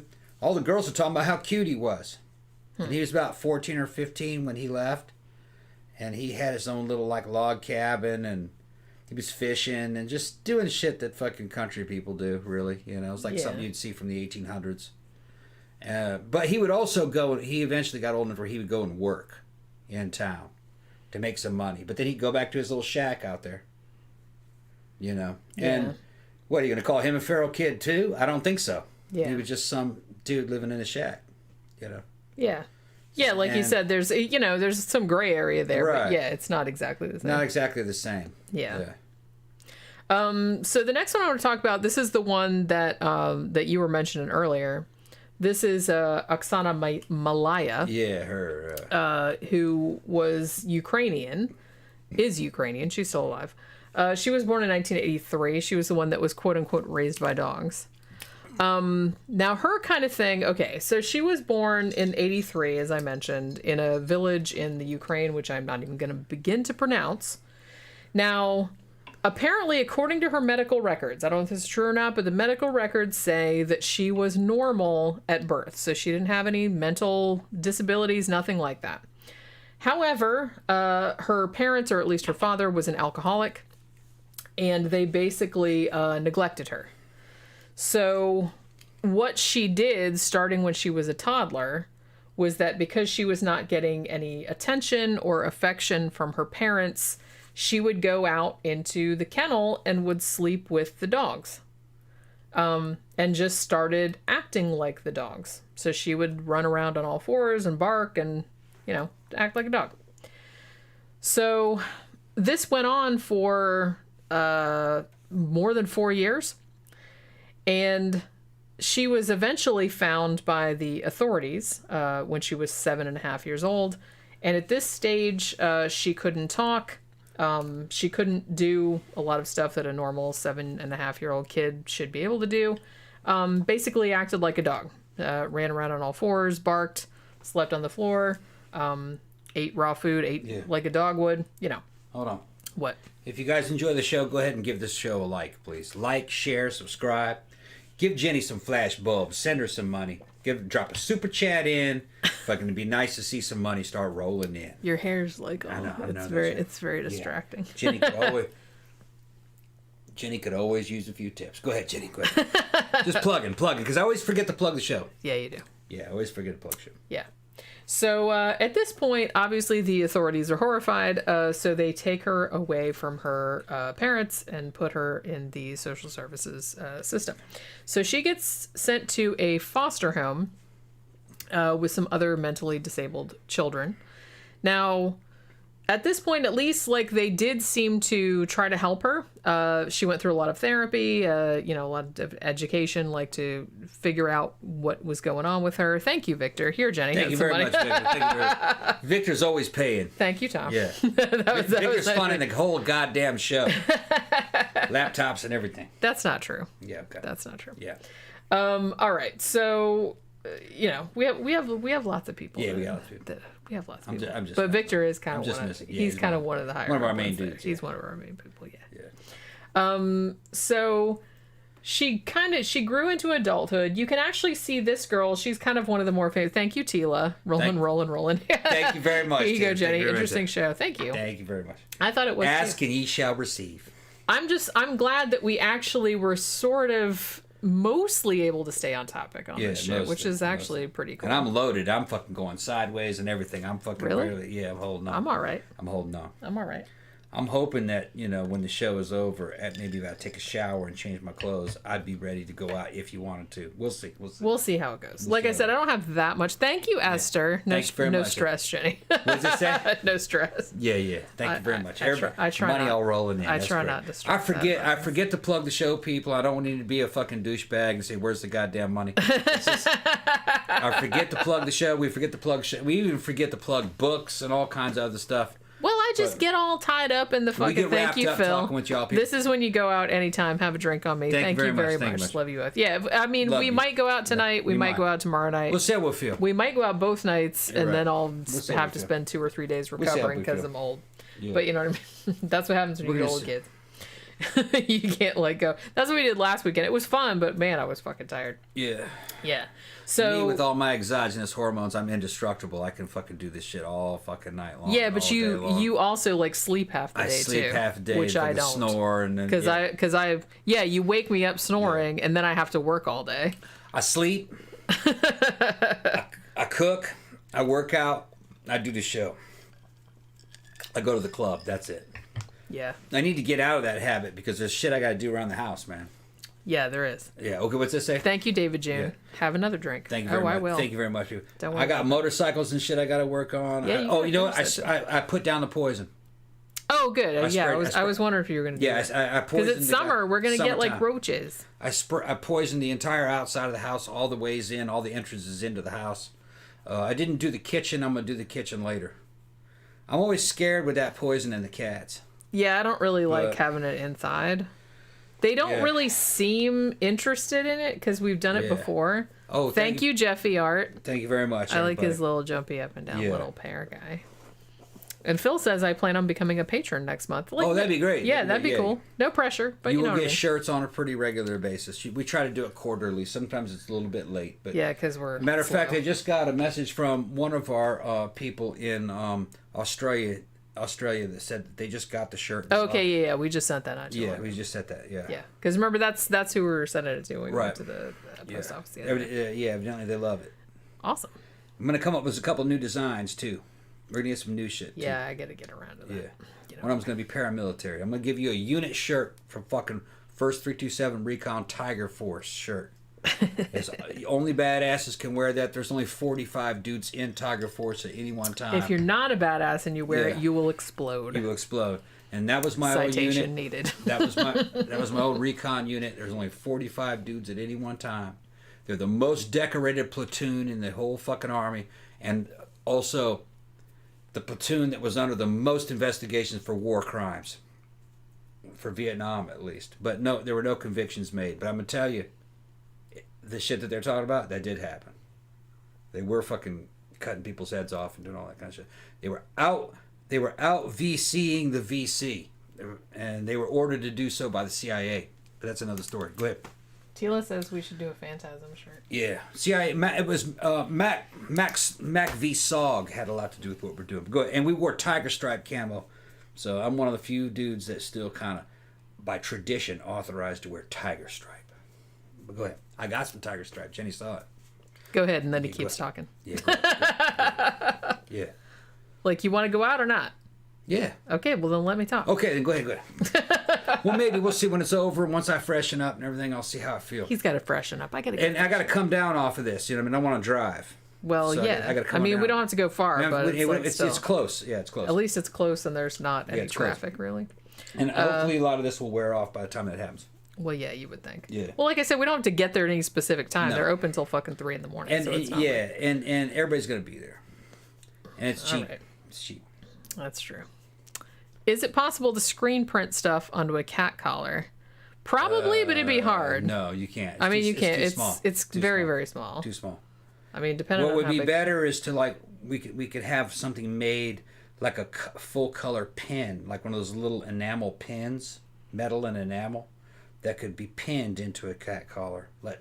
Oh, yeah, like a little... So it would be like an emblem. Yeah, on I it. can make one of those. Yeah, there's probably a company that we can get where we can make a little. Well, I know I little can make emblem. one of those. Yeah, we'll take that and pin it somehow permanently, or screw it in there with a bolt and into a cat collar. Yeah, I could get some leather cat collars. I'm good at leather craft. I could make a collar, but the problem is it's very labor intensive. It'd be better to buy a decent quality breakaway cat collar that we could put that emblem in. It could possibly hang like a pendant. Well, that's kind of what I was thinking. Yeah, okay. I mean, I'm pretty sure there's like... We can make some. Zazzle or something like that might have Yeah. something like that, too. Yeah. I was going to say, have you guys heard of those little round crystals that you put over your cat's tail, like to hang over their butthole? Yeah, the butthole cover. Yeah, the little That's some butthole weird cover. shit. I don't know who would come up with something like that. Some anally fixated motherfucker. that Why keeps would anybody worrying about want to cover up little cat looking buttholes? at the cat's butthole. Stop looking at the cat's butthole. What? Cat buttholes are cute. Yeah. I mean, I know they stick them in your face all the time. Yeah, It's just kind of you're sleeping in the fucking cat's ass. And she's trying to slip. They're laying down next to you, and they put the Look ass at right my there. Man, go on, butthole. move. And you move the ass, and they're offended. Like, why are you moving me? Oh my god, the other day, you guys, I was Yeah. playing with her in the closet. Yeah. And I was petting her and everything, and my toe, accidentally poked her in the butt. Oh, she was furious. And she was, so offended. She goes, "Brr." Yeah. She went like that, which was the sound she makes when she's mad. And then she looked and I came down like that, and I was like, I'm sorry, Pookie, I'm sorry, I didn't mean it. I'm sorry. And she looked at me, and she went, "Pow," on my nose. And I was like, okay, I had that Yeah, coming. you kicked me in the ass. I didn't mean to. Yeah, But she didn't hit me right away. She just looked Yeah. at me she had her little eyebrows were like Yeah. that, and she was like, and then she goes, Yeah. slowly, bam. I want to thank everybody for those super chats. Thank you, Victor. Thanks everybody, bro. Yeah, you guys are awesome. You guys are awesome. Yeah, so we're talking about a dog girl, right? Yeah. Yeah, Pookie is hilarious. She is actually hilarious. I can't believe she came in here and tried to jump on Yeah. that and fell off. Poor baby. She was just like, oh, well, I'm embarrassed. She slunk out. But yeah, so they're trying to rehabilitate this girl because, like I said, she kind of acts like a dog. She's been living with dogs for 4.5 years. They actually, as she got older and with therapy and everything, they were actually able to get her to stop acting so much like a dog. She did actually learn to talk, and they got her a job at a farm with animals. She milks cows and stuff, but she's still not entirely right. Somebody asked for pins to put on baseball caps. Oh, okay. There may be another thing. A lot of guys are buying tactical caps. Like I got some Condor tactical caps that come with hook and loop attachments. There may be a way where I can make a hook and loop emblem that could go on a tactical cap, like a Condor or something like that. Maybe even like Cryptic. I don't know if some of you guys know. And we'll make a tactical hook and loop patch. Some of you guys might like that. That'll go on a combat shirt, or it'll go on a hat, or whatever. Your play carrier. You guys know what I'm talking about. Go ahead. Oh, Louie just arrived. Oh, did? Hey there. What's up, What's up, Louie? I know. We've been on almost 3 hours at this point. But yeah. So actually, like I said, she did learn to talk. She did learn to not act so much like a dog. But they never did. She's still kind of impaired a little bit. She does actually hold a job on a farm. And from all accounts, she seems like a lovely person, but most people that have examined her said, because she was so neglected and because she grew up around dogs, basically her story, because they've interviewed her. So like I said, she can talk and everything. She basically said, well, she wasn't getting any attention or affection from her parents when she was, 3, 4, 5 years old. So she just crawled out to the kennel and lived with the dogs. She just slept with the dogs and ate with them and just hung out with them. And Don't tell me the dog's name was Gator. Oh. No, go ahead. We're not going to get into that one. Wait, should we get into that? No, don't get into that one. No. Don't look that up. Yeah. I don't even know if that's online anymore. I'm sure it is somewhere. Oh, it's everywhere. It's somewhere on one of those sites. Good boy, Gator. Yeah. I mean, now everyone's like, oh, now everyone's intrigued. Okay, yeah. Some cute girl jumped in a damn kettle with a dog, and the dog was named Gator, and she was nude. The fucking dog fucking mounted her and did the whole 9 yards, and she's going, my God, Gator, God, that was fucking... Yeah, she had the camera set up and everything, and that shit ended up online. Nobody expects bestiality porn. Yeah. She was like, what? It was something she was going to send to her boyfriend, because then she had a whole... The comments on the section is like, yeah, she's got a lot of them. Each one of them is like something different. So, okay. Some freaky motherfuckers out there. Crazy motherfuckers out there. I'm just saying. Dog's name was Gator. It was a fucking pit bull. Was it? I thought it was a Rottweiler. It was a pit bull. I thought it was a Rottweiler. I don't know. That was a long time ago. Yeah. It was one of those sites that isn't all porn. It's like some of it's porn. It's like some of it's like snuff and shit like that. It's just like random crazy shit. The random like fucked up shit video thing. Yeah, and it's like you don't exactly know like what you're getting into like when you click on stuff. And I was just kind of like, okay. When it was over, she was laughing. She couldn't believe she did it. I was like, what would you expect to happen? Oh my God. Yeah. Fucking women. Yeah. What? Women. Yeah, we're the worst. There was a dude involved. She was sending it to some dude. Well, yeah. So he was probably just like, yeah, that'd be super hot if you go with the fucking. Well, evidently she had a bunch of them. She had a bunch of them. They were all different. Mm-hmm. So this girl, like I said, she seems like she's still like kind of a little bit impaired, but she does have a job. She has a boyfriend. She can talk, and it's sad because I feel like the media still kind of refers to, hey, dog girl. And she's kind of like gets a little bit upset about that because she's like, hey, hi, I'm a person. But, and she had like a really shitty upbringing, which is why she ended up living with the dogs in the first place. And I honestly can't say I blame her because I probably would have gone and hang out with the dogs as well. Now, there was a similar story to hers, and it also happened in Russia. And this was a boy, though. His name was Ivan Mishukov, and he was actually born in 1992. Now, this is the same kind of thing. When he was 4 years old, his mom and her boyfriend were both drunks, because Russia. And so he decided, fuck this shit, I'm out, when he was 4. He ran away. Now, this kid ended up living with a pack of wild dogs in the street. Not just in a kennel. So he goes out and he figures out, even though he's 4 years old, he figures out, hey, if I give the dogs some food, then they'll be nice to me. So apparently that's what he did. Like he would find some food and give the dogs that, and then they would protect him. And eventually, according to him, he worked his way up the ranks and became like the alpha male, like, the pack leader, because he was human. Now, I don't know exactly how long. I think he'd been living with the dogs for maybe like 2 years, just with a pack of dogs. He was captured by the police in Moscow in 1998 when he was 6 years old. And what they did, the cops, I guess like the kid had been reported because they said, hey, cops, there's like this little naked kid running around with the dogs. And, might want to look into that. So they left some bait out like by kitchen, like at the back of a restaurant, and they left some bait out for the dogs, and then like the dogs and the kid came to get the food, and that's how they captured him. Now, they said that he had actually eluded the police several times prior to this, because like I said, he'd been reported, and also the dogs were very, very protective of him, so whenever somebody tried to like grab him, the dogs would like freak out and like start biting them and stuff.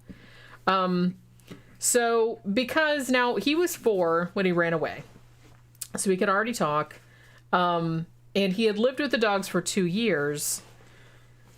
So even though he had not like really talked in all that time, after they captured him, and kind of reintegrated him back into society, it's mullet time. Yeah. He was actually able to learn to speak again. So like I said, it's kind of dependent upon how young were they when they were gone, you know, how long were they in the, you know, living with animals, blah, blah, blah.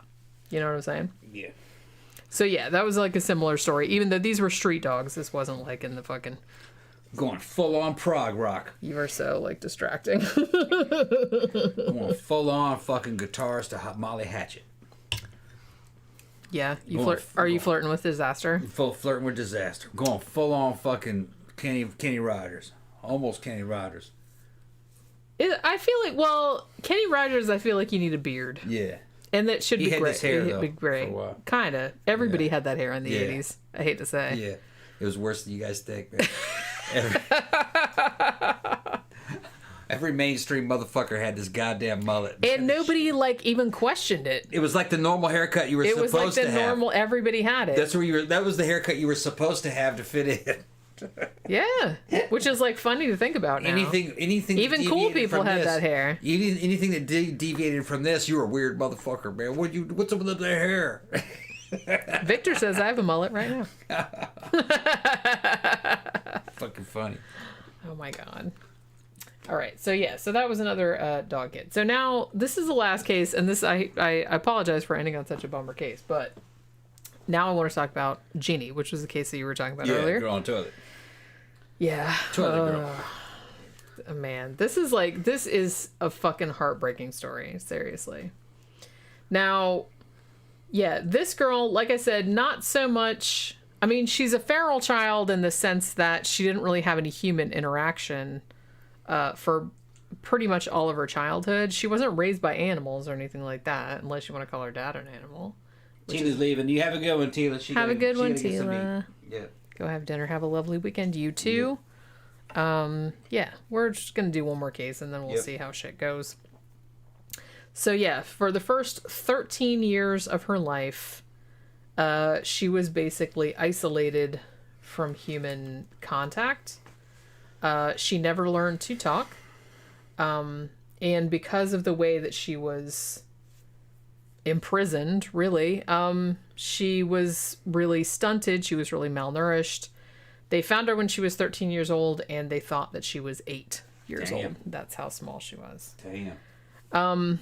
Like I said, it's kind of shitty because when they discovered her, you know, the scientific community was like, oh my God, here's like a case of a feral child, and they wanted to like study her and stuff. But I don't know. Like I said, there's a lot of controversy still over What her deal was. about what the deal was about, you know, should they have studied her to that extent? It's like how much ethics did they overstep? It's just kind of like that kind of thing. Now, her real name wasn't Genie. Nobody, you know, they never released her real name to the public because they wanted to maintain some semblance of privacy. So that's just the name that they gave her. So now she was born in 1957. Her dad's name was Clark, and her mom's name was Irene. Now, Irene had been she had run from the Dust Bowl back in the 30s, and she had gone to Los Angeles, and that's where she met Clark. Now, he had a pretty fucked up childhood as well. So he had been raised in brothels, pretty much. I don't know if his mom was a sex worker or something like that, but he had kind of gone from one brothel to another. And he had like this really, really weird relationship with his mom. Kind of like a weird virgin whore, love-hate kind of thing going on. Almost like an Ed Gein kind of. What is it? Not quite that bad, but you know what I'm saying. It was that kind of thing. Clark also fucking hated children. He didn't want them. He didn't like the noise that they made. He didn't like all the stress and the bother. You know. So him and Irene, though. Now, Irene was much younger than him. I believe she was 20 years younger. But when they married, he was pretty much... I don't know if he told her this ahead of time, but he's like, look, I hate kids and I don't want any. But, I mean, this was back in the fucking, 30s, 40s, 50s. women having birth control, that wasn't really a thing. So whether you hated kids or not, it was just kind of like if you were having sex with someone, eventually she was going to get pregnant. So that's just what happened. So she did. Irene has a baby girl, and Clark took the baby and left the baby in the garage, and the baby froze to death. Damn. So this is the family situation that we're dealing with here. Fuck. What did the mama do? Nothing. Well, the mom, she, one, she was much younger than him. Two, he, abused the shit out of her. He beat the crap out of her, manipulated her, shit like that. Also, she, had some problems. She was, almost blind. Yeah. When they married. And then he beat the shit out of her so much that she almost went completely blind later, from him beating the shit out of her. Right. So she didn't say anything. So she didn't really have much of a say in it. She kind of nutted up later, if you want to put it that way, but it was kind of too late at that point. And I don't blame her at all, because it sounded like she was in a horrible situation also. So yeah, so they had a baby girl. He was just like, yeah, I'm just going to stick this out in the garage, and the kid froze to death. So, that's He's probably thinking, well, I'll put it out here, it's making too much noise. That's pretty much, that seems essentially what right, he thought. Yeah. So then they had a second baby. That one actually had a congenital defect and died not too long after being born.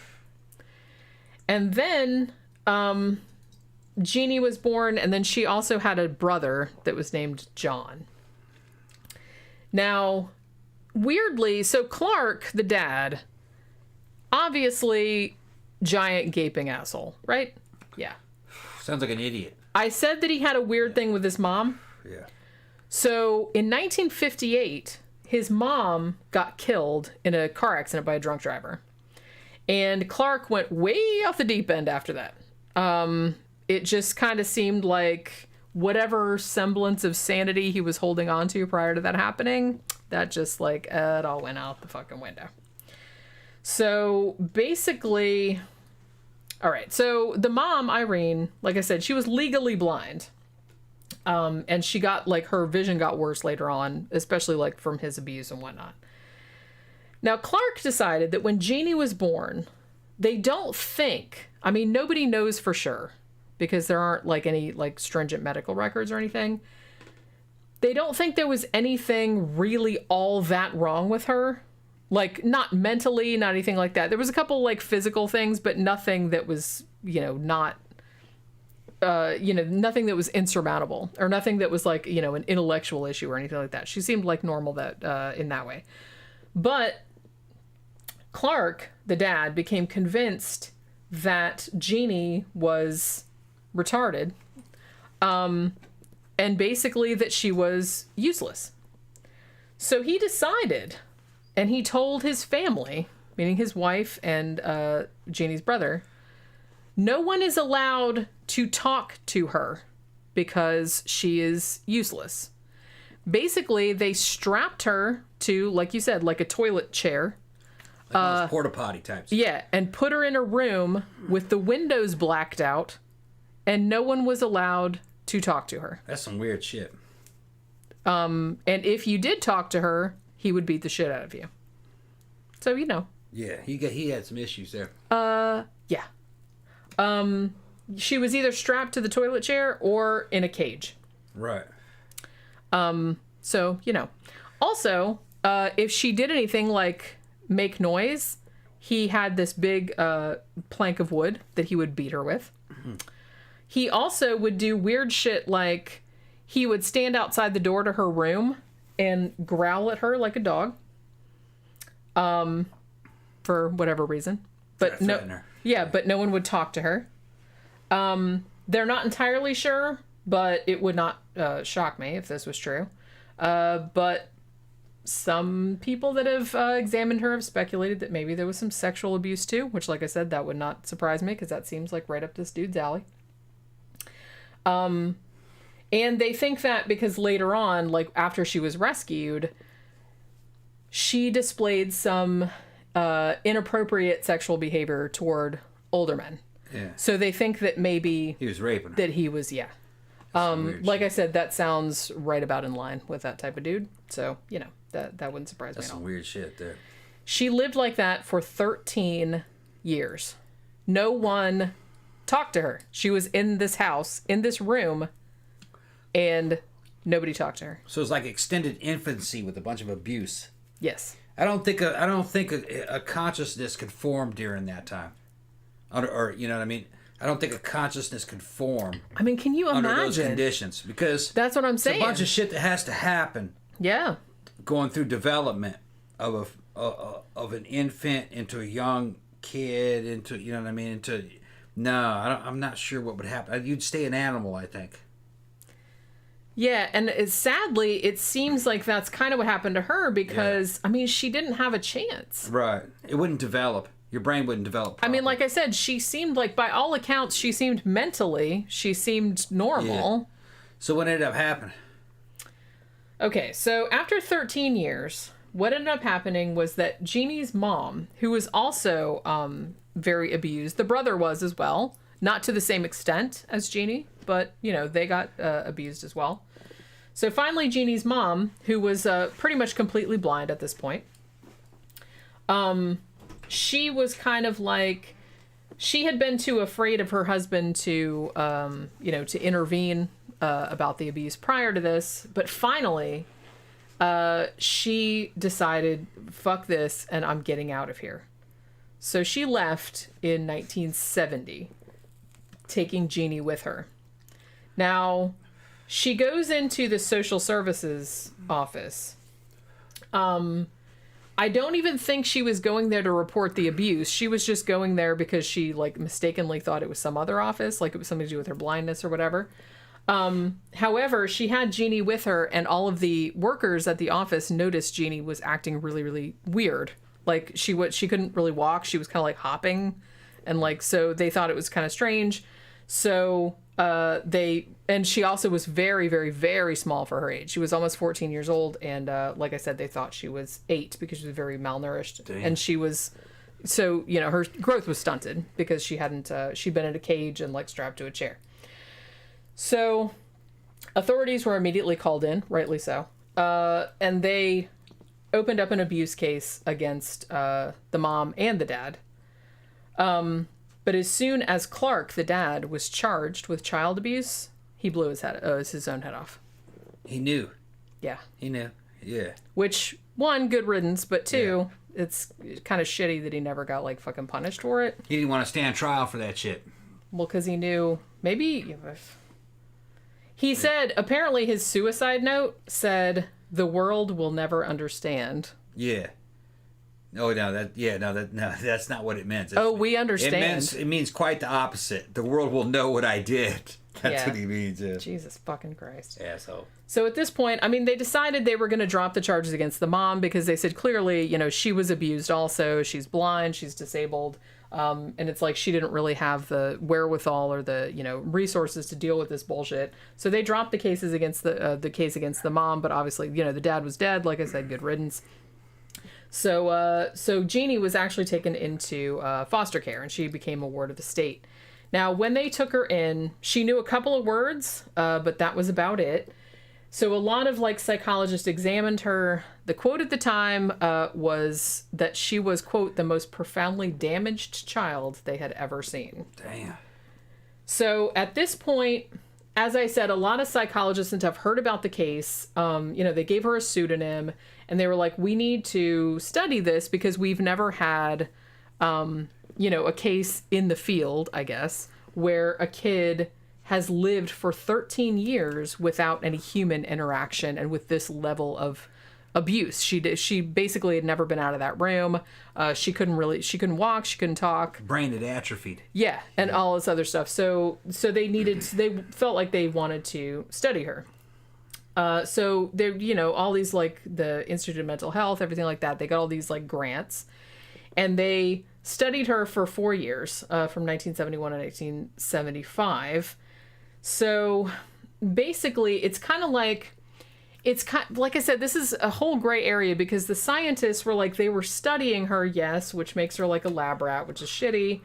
But a lot of the scientists at the same time, became actually quite captivated by her, because they were kind of like, even though this was a very, very damaged child, they said she was actually quite lovable in her way. They said she was actually quite beautiful, and she was just like, so they could relate to her on that human level, even though she had, she didn't have the way she acted in a lot of ways, like I said, was very inappropriate. She didn't really know how to do anything that humans would do. So, they called her, one of the scientists called the behavior distasteful, which I guess that's a nice way of putting it. But yeah, so you can imagine, because of the way she grew up. So these 4 years where she was being studied, as I said, there might have been some like breaches of ethics, nothing like too egregious. Nobody's like saying anybody was like, exploiting her necessarily, but it does kind of seem like, I don't know, it like I said, there's a fine line between studying and whatever. So, linguists wanted to study everything like that, but there was this whole team, they were called the Genie team, and they wanted to, one of the main things they were studying was, like I said, was she developmentally disabled from birth? And then this caused the dad to because the dad seemed to believe that there was something the matter with her, and that's why he abused her. But they were saying, well, maybe the abuse caused that, but maybe she was normal at first. Because like I said, obviously they found out later that the dad had frozen their first kid to death, and then the second kid. So a couple of their kids had some other problems, but that didn't really mean, I don't know. It was a weird kind of thing to tease out, I guess. Now, they said though that even though she never did really learn language, because they're pretty sure she'd already gone through puberty at this point, and they're the language window had closed, which, as I said, that was kind of the theory at the time. And they said that seemed pretty true, but on the other hand, they did say she was actually really curious. When they started teaching her things, she did actually really seem to respond. And they said that while she was in the care of the scientists, in this, under as a ward of the state, she did actually make a lot of improvements. She didn't really learn to talk, but she learned how to communicate. She did learn some words. Like I said, she couldn't really learn any grammar or anything like that, but she could get across her point. And they said actually she was quite smart. She kind of told stories and pictures, what she wanted. She was able to put stories in sequence, things like that. So she wasn't stupid. I mean, she wasn't dumb. It's just that she had never experienced human language, so that, like I said, that window had passed. They said she could, build things out of, they would give her sticks or Legos or whatever, and she could build these complex structures out of it. So it's she wasn't, she had high intelligence. So it's kind of she could get her point across. Like I said, she could say something it's kind of how when they teach gorillas sign language, and they just are kind of basically this, that, the other. They don't have this complex, but they get their point across. Yeah. That's kind of what she talked like. Basically, they were she would say something like applesauce by store. Right, yeah. What that means, right, but it's not a whole sentence. So that's kind of how she communicated. But they said that showed that she had normal intelligence. She hadn't just learned to, put that across in a way that everyone else could, in a grammatically correct fashion. So apparently, let me kind of scroll through. I got all these notes here. Let me kind of go through here. Now, so what happened, one of the main things that caused the kind of ethical dilemma, I guess. So this happened in 1971. So there was one of the language teachers that was working with her was named Jean Butler, and she got permission to bring Genie home with her to try to kind of socialize her with the other kids and the adults and everything. Now, she was kind of, she actually kind of said that Genie was kind of an interesting person because she had these weird this is very strange, and maybe you can like have some insight on this. And they said this has happened a lot with feral children that they've tried to teach things. They said a lot of them have a fascination with buckets or things that hold fluids. And they said Genie did as well, but they said that's not the first time that's happened, that they've encountered that. They said for some reason, like not all of them, but a significant portion of feral children, when they try to resocialize them, they're like fascinated with things that hold fluids, glasses, buckets, that kind of stuff. My cousin Wesley, the weirdest thing I remember that he was fascinated by, and this is when he was like 5, 6, 7, around that period, maybe around 8, and then by that time he'd outgrown it. He was fascinated by the knot holes in wood. Oh, that's He interesting. would fucking climb around anything that was wood, and if there was a knot hole there, he'd circle it. And he'd put little numbers and symbols next to it, and then fucking he'd circle. Maybe he thought it was like a porthole to another dimension. So or people something. were saying that maybe he thought they were eyes. That could be also. But they don't know what that was all about. And during that time, he was also interested in those Thomas map books. And he would memorize maps. Yeah. Okay? So he would circle an I and then put, like, next to it, like, fucking interstate, 95, I-95. Or go there, Interstate 101. Well, he spoke sign language at that time. And my mother said she was going to Diamond Bar. And he goes, that's far. That's what he said in English. And he's like, yeah. And my mom said, that's 100 miles. And he's like, where are you going?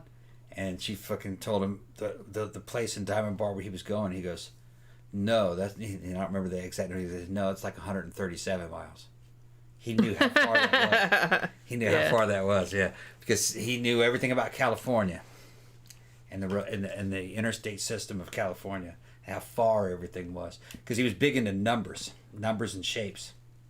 Well, yeah, like I said, that was a language he could do. Well, yeah, that's something that, like I said, there's usually, and they're like hyper focused on that kind of stuff. Yeah. Yeah. Yeah, but for some reason his fascination was knot holes. That's weird. He'd go inside of down when he was a little kid. He would open up the fucking drawers to a fucking chest of drawers or something, and throw all the fucking clothes out of it, get in the drawer and shut it. And you'd find him in there fucking making noises and shit and croaking like a frog, pointing at knot holes. They were made out of the wood on the inside of the damn drawers. That's crazy. Yeah, he liked to be in there with the knot holes. It's just a trip, man. It's a fucking trip. I gotta see that. Deaf and autistic. Yeah. Not that weird. It's not that weird. I mean, it's weird, but it's not that weird. There was some kind of significance to fucking knot holes, maps. It meant something to him. He liked Mad Magazine, and especially the little books. Remember they sold the little fucking Warner Brothers fucking little books, soft cover mini novels from Mad Magazine, all the compilations like Spy versus Spy. Yeah, I had a couple of those. Yeah, he had all those because there were numbers on them, and he liked them. Trying to think what else he fucking would do. It was a trip. Man, it's weird growing up around him, California. Fucking experience all kinds of shit through the eyes of a fucking deaf and autistic kid, who was the same age as you. He was just totally alien to me. I was shitty at math, and he would just look at me like I was fucking crazy, that I couldn't do this like advanced fucking like multiplying fractions. Well, because it was easy for him. It was easy for him. He'd be multiplying, dividing, and subtracting and adding fractions, like lots of them. He could do that. And I was just going like, man, I couldn't grasp it. And he's like, you can't do it? I was like, no, I can't do it. And he's like, you're dumb.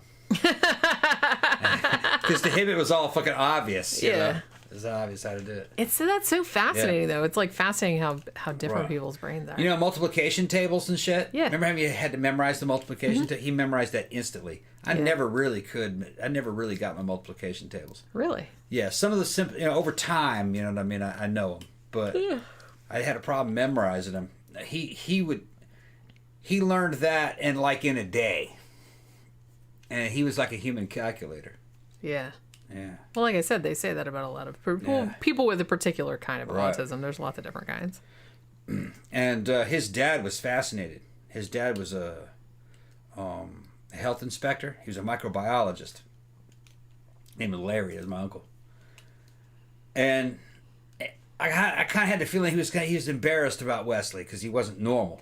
All right. but he was amazed that of what he could do with math. So he was kept giving him math workbooks. Nobody taught him how to do it. You could give him a math textbook, and quickly he would know everything in there. And they were giving him fucking early college level fucking math. He's doing it, and he's like 11. Yeah. Doing that shit. Calculus, I think he had a problem with that. But trying to think what geometry, I think he knew about that too. You know, pretty neat. Camp Guy says they say that English is considered fairly hard to learn for a non-native speaker. I've heard that as well.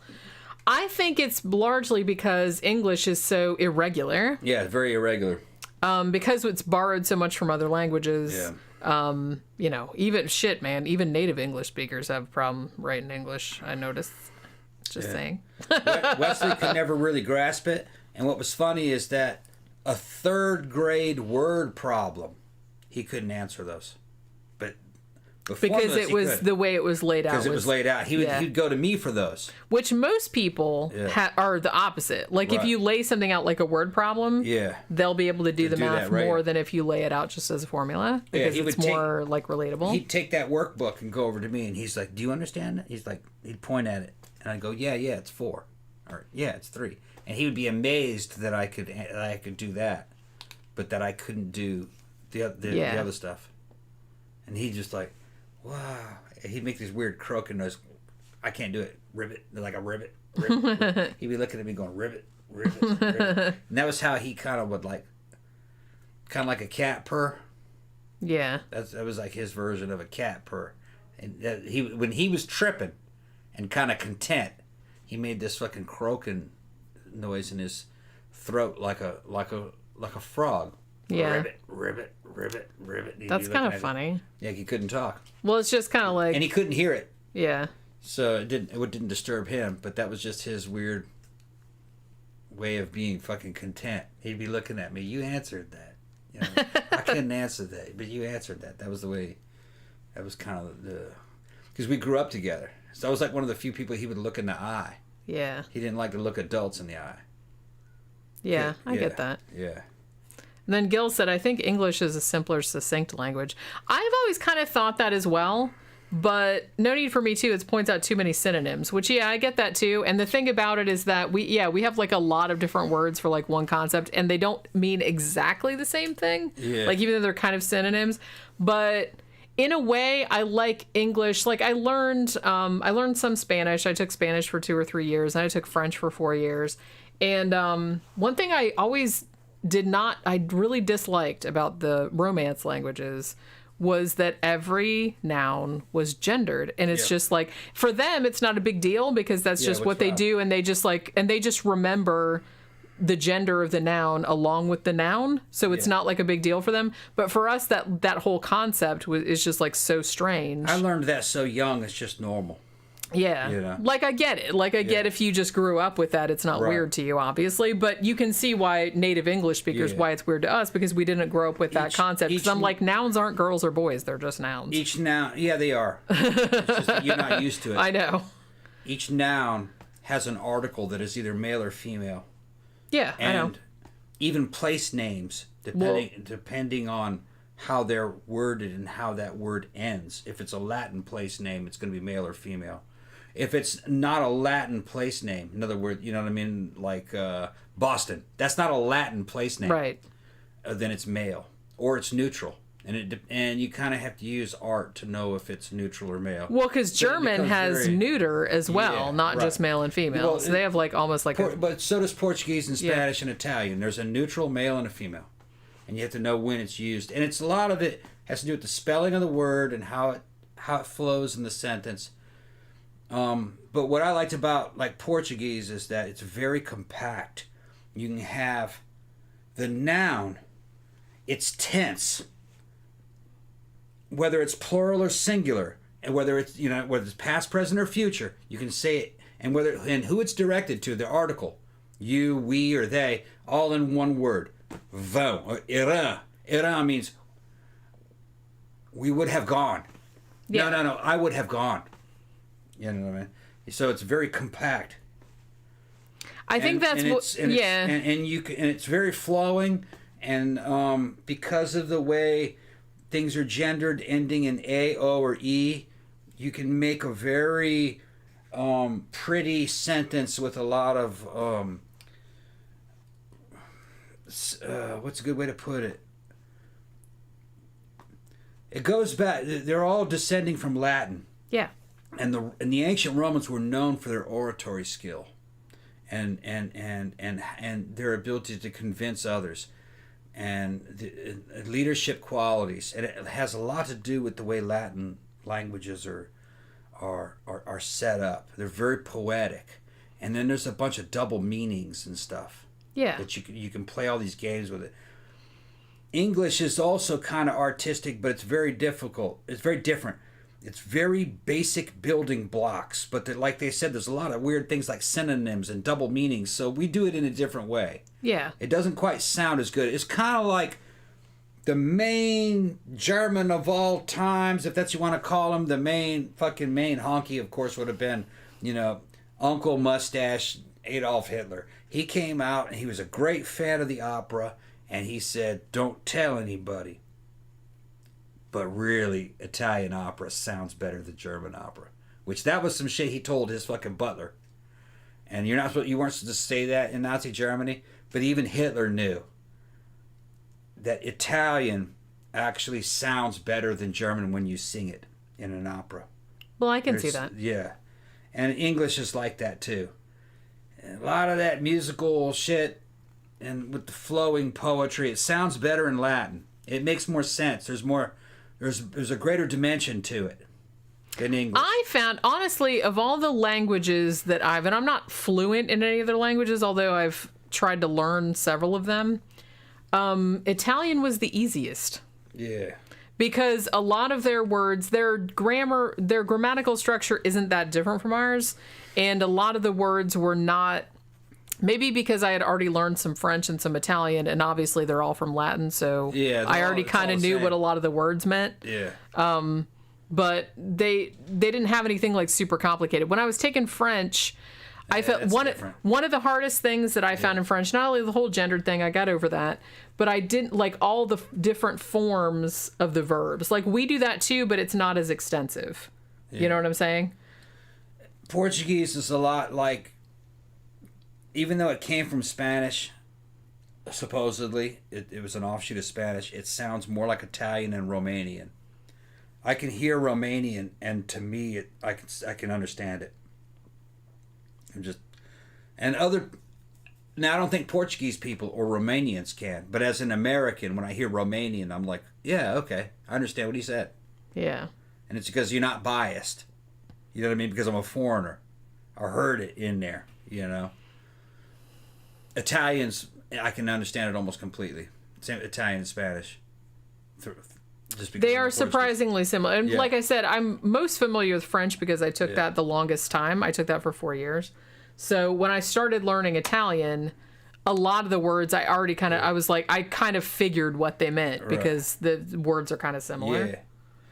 Well, Portuguese, you can understand Romanian, and I don't think Romanian is fucking direct. I think technically, I don't think Romanian is fucking related to Portuguese directly. But remember we were watching that vampire movie? Yeah. And that little girl was running around talking, and I says, I don't know what language that is, but I understood what she was saying. Yeah. I can hear speeches of Ceausescu and understand what he's talking about. And that's Romanian. That's all came from Romance languages. You know, so I mean, if you learn one, it's like much easier. They're all kind of similar to like learn the others. Something about the rhythm and the rhythm of it and the sound of it and the way the sentence is set up. I'll go, that kind of rhymes with this sentence in Portuguese, and it is the same sentence.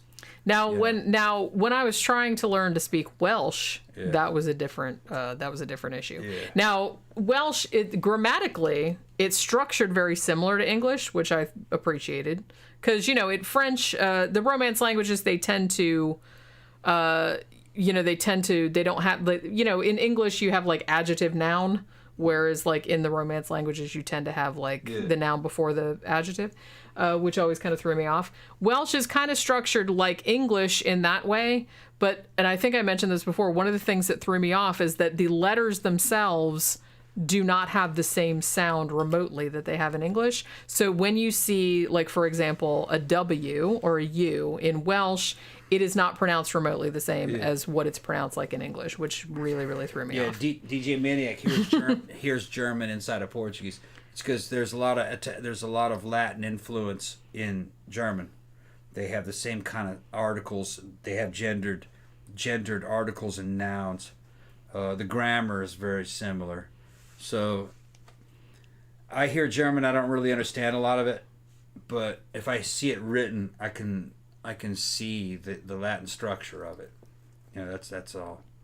Victor says it's weird how Portuguese speakers can understand Spanish pretty easily. Yeah, but not the other way around. But not the other way around. No. Yeah. And it's because Portuguese has so many Italian and French words in it. Yeah. Like in Portuguese, there's going to be an Italian version of that word, a French version of that word.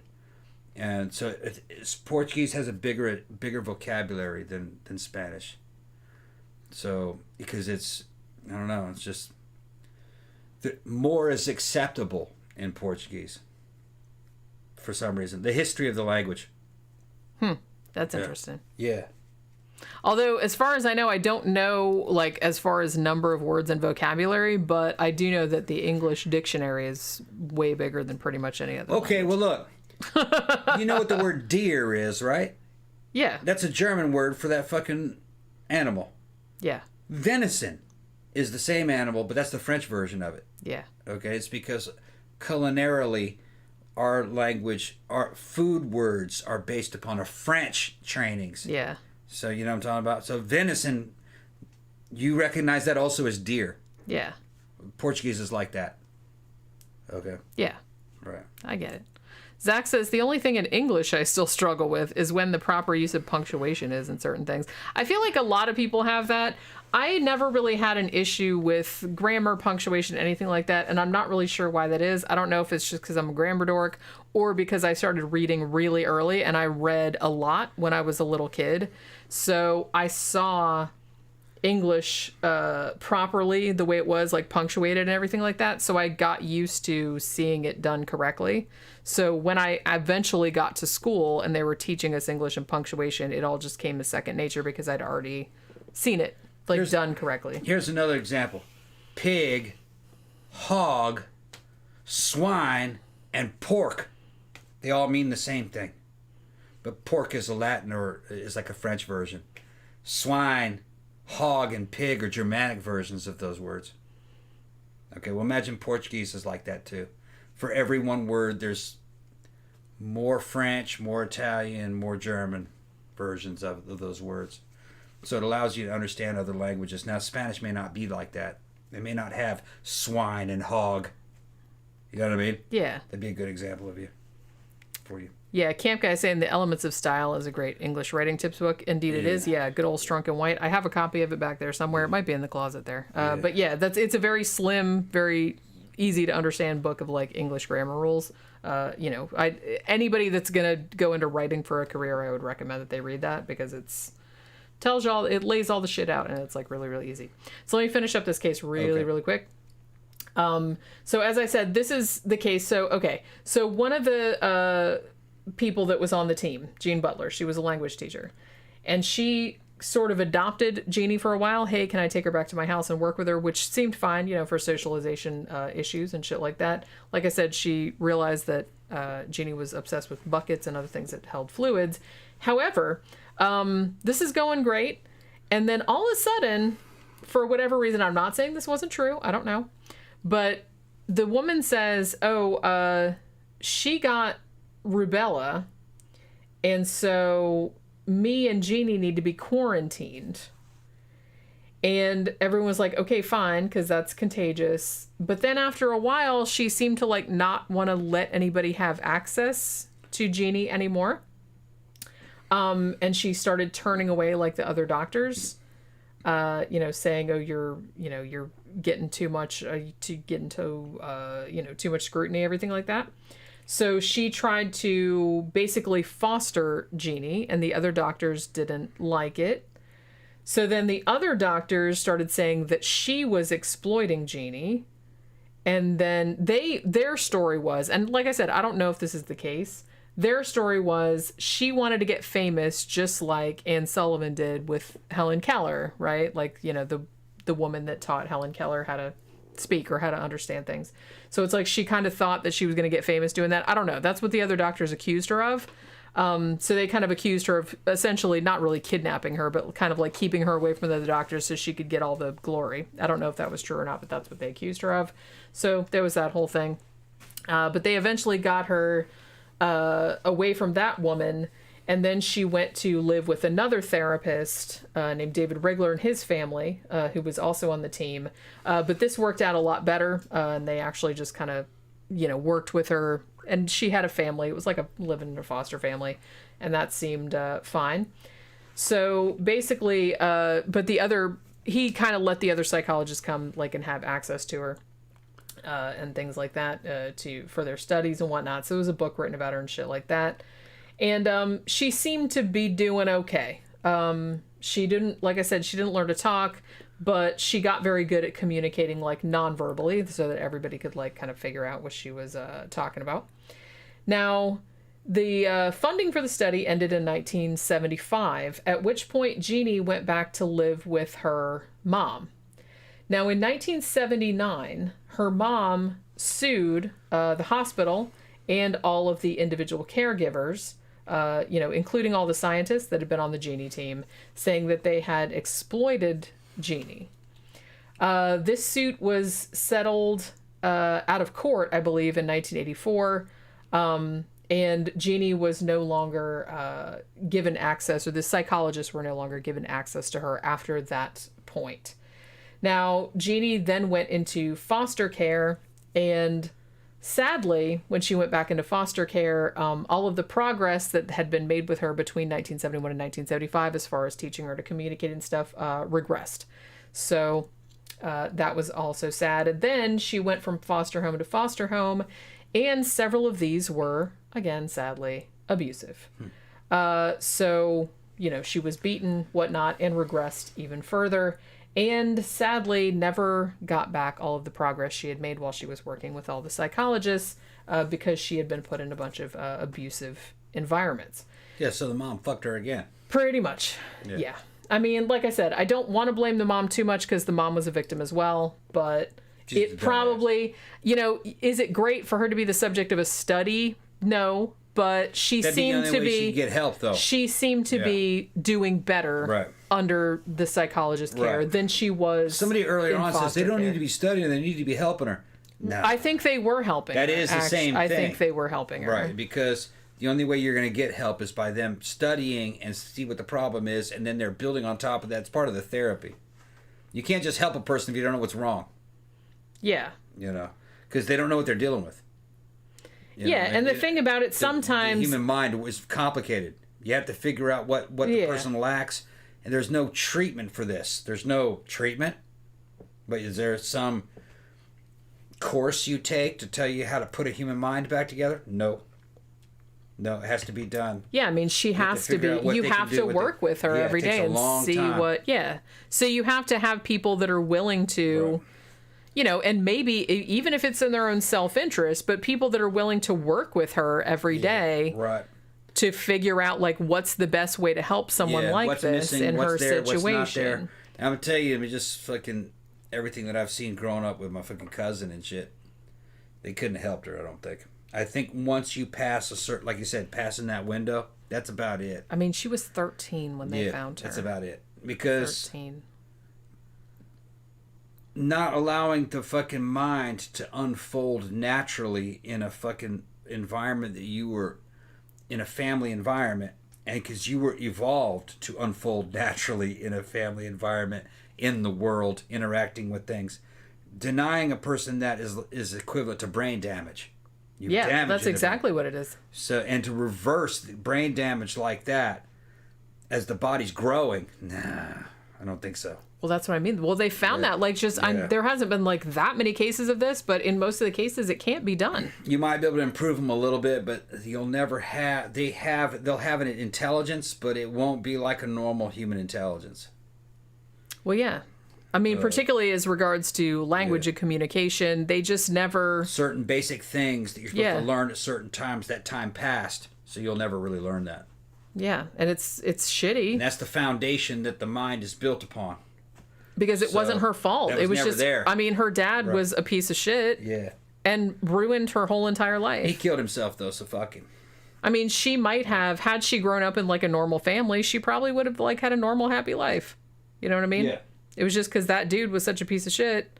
And yes, he was abused as well, but Yeah, it doesn't matter. that's what I mean. He ruined her whole entire life. Her whole entire life was ruined because of that. And like, so like I said, the last anyone's really heard of her, her mom died in 2003. And as far as they know, I think the last time they did an interview and they took photographs of her was in 2008. And at that point, she was in, she's in a care home in Los Angeles. And as far as I know, she's still there. And apparently she's being well taken care of. Like I said, she never, as far as anyone knows, she never did like regain all the progress that they made with her back in the 70s, because she went through more abuse later on after the, her mom took her away from the scientists. So there was that whole issue, which is just like, this is a shitty story because it didn't have to happen. You know what I mean? It just didn't have to happen. And, like I said, she could have been a normal kid, but it just... Saying I'm getting big. Yeah, I'm getting big. I'll get a little bit bigger. Gotta lose weight, too. Burning that fat off. Burning that fat Burning off. fat off. A couple more months, you guys will see it. Something good. I'm about fucking somewhere between 20 and 18% body fat. When you get down to 15, you're doing fucking good. But that's good. That might be a month or so away. Yeah, we'll see how it goes. Yeah, we'll see how it goes. Yeah. All right. So this is about it. So that was the last case. Yeah. I'm sorry to like end on a bummer note like that, but it's like I did actually want to talk about her because she's kind of one of the most famous, Right. quote unquote, feral child cases. I don't think much could have been done for her, though. I'm just saying. Well, that's what I'm saying. It's like by the time they found her, it was too late. It was way too late, which, Yeah. like I said, that sucks. Yep. But as I said, that just goes to show, man, you have kids, don't fuck them up. Yeah. You really got to... And that was on the back of that dude not wanting to admit he was wrong. That's what I think. Yeah. I think he thought there was something wrong with her because he didn't want the kid in the house. And he's like, yeah, there's something wrong with this kid. And then as time went on, I think he realized he was hurting that kid. And He then must fucking when he have. got busted, he says, fuck it. He shot himself. Yeah. They'll never understand. No, they will understand. That's why. Oh, you did everyone that. understands. Everyone Yeah, understands that you like They suck understand as a quite human bit. being. Yeah. You know what I mean? Yeah, Stunted we that understand. girl's mental and physical growth. Honestly, I don't know. I wasn't there. I don't think there's anything wrong with that little girl. And probably nothing mental, probably. No, I don't think there was. No. You know what I mean? Well, and like I said, he had a history of it. He like Yeah, he was fucking killing neglected. kids. Yeah. What the fuck, man? Jesus Christ. It's just Fuck like him. fucking, yeah, pretty much. All right, Fucking well, sad. I want to thank you guys. Go ahead and fucking hit that like button, share, and subscribe if you can. Thank you for the super chats today. But me and Jenny got to fucking roll. It was good to see you guys, and we will fucking be back when? Sunday. Be back Sunday. It's Friday, right? Yeah. Yeah, it's Friday. We'll be back Sunday We'll afternoon. be back Sunday. We'll see you guys then. Somebody asked us to do a show about Richard Donner because he just passed away. Yeah. He did Superman and all that kind of stuff. Yeah. So maybe we can do something. maybe we can do that on Sunday. Yeah. I'll put something together tomorrow. Okay. We'll see how it goes. Alrighty. All right. So thank you everybody for dropping by. Like, share, subscribe, all that kind of stuff that Tom already said. Yeah. And we will see you guys on Sunday afternoon. Bye.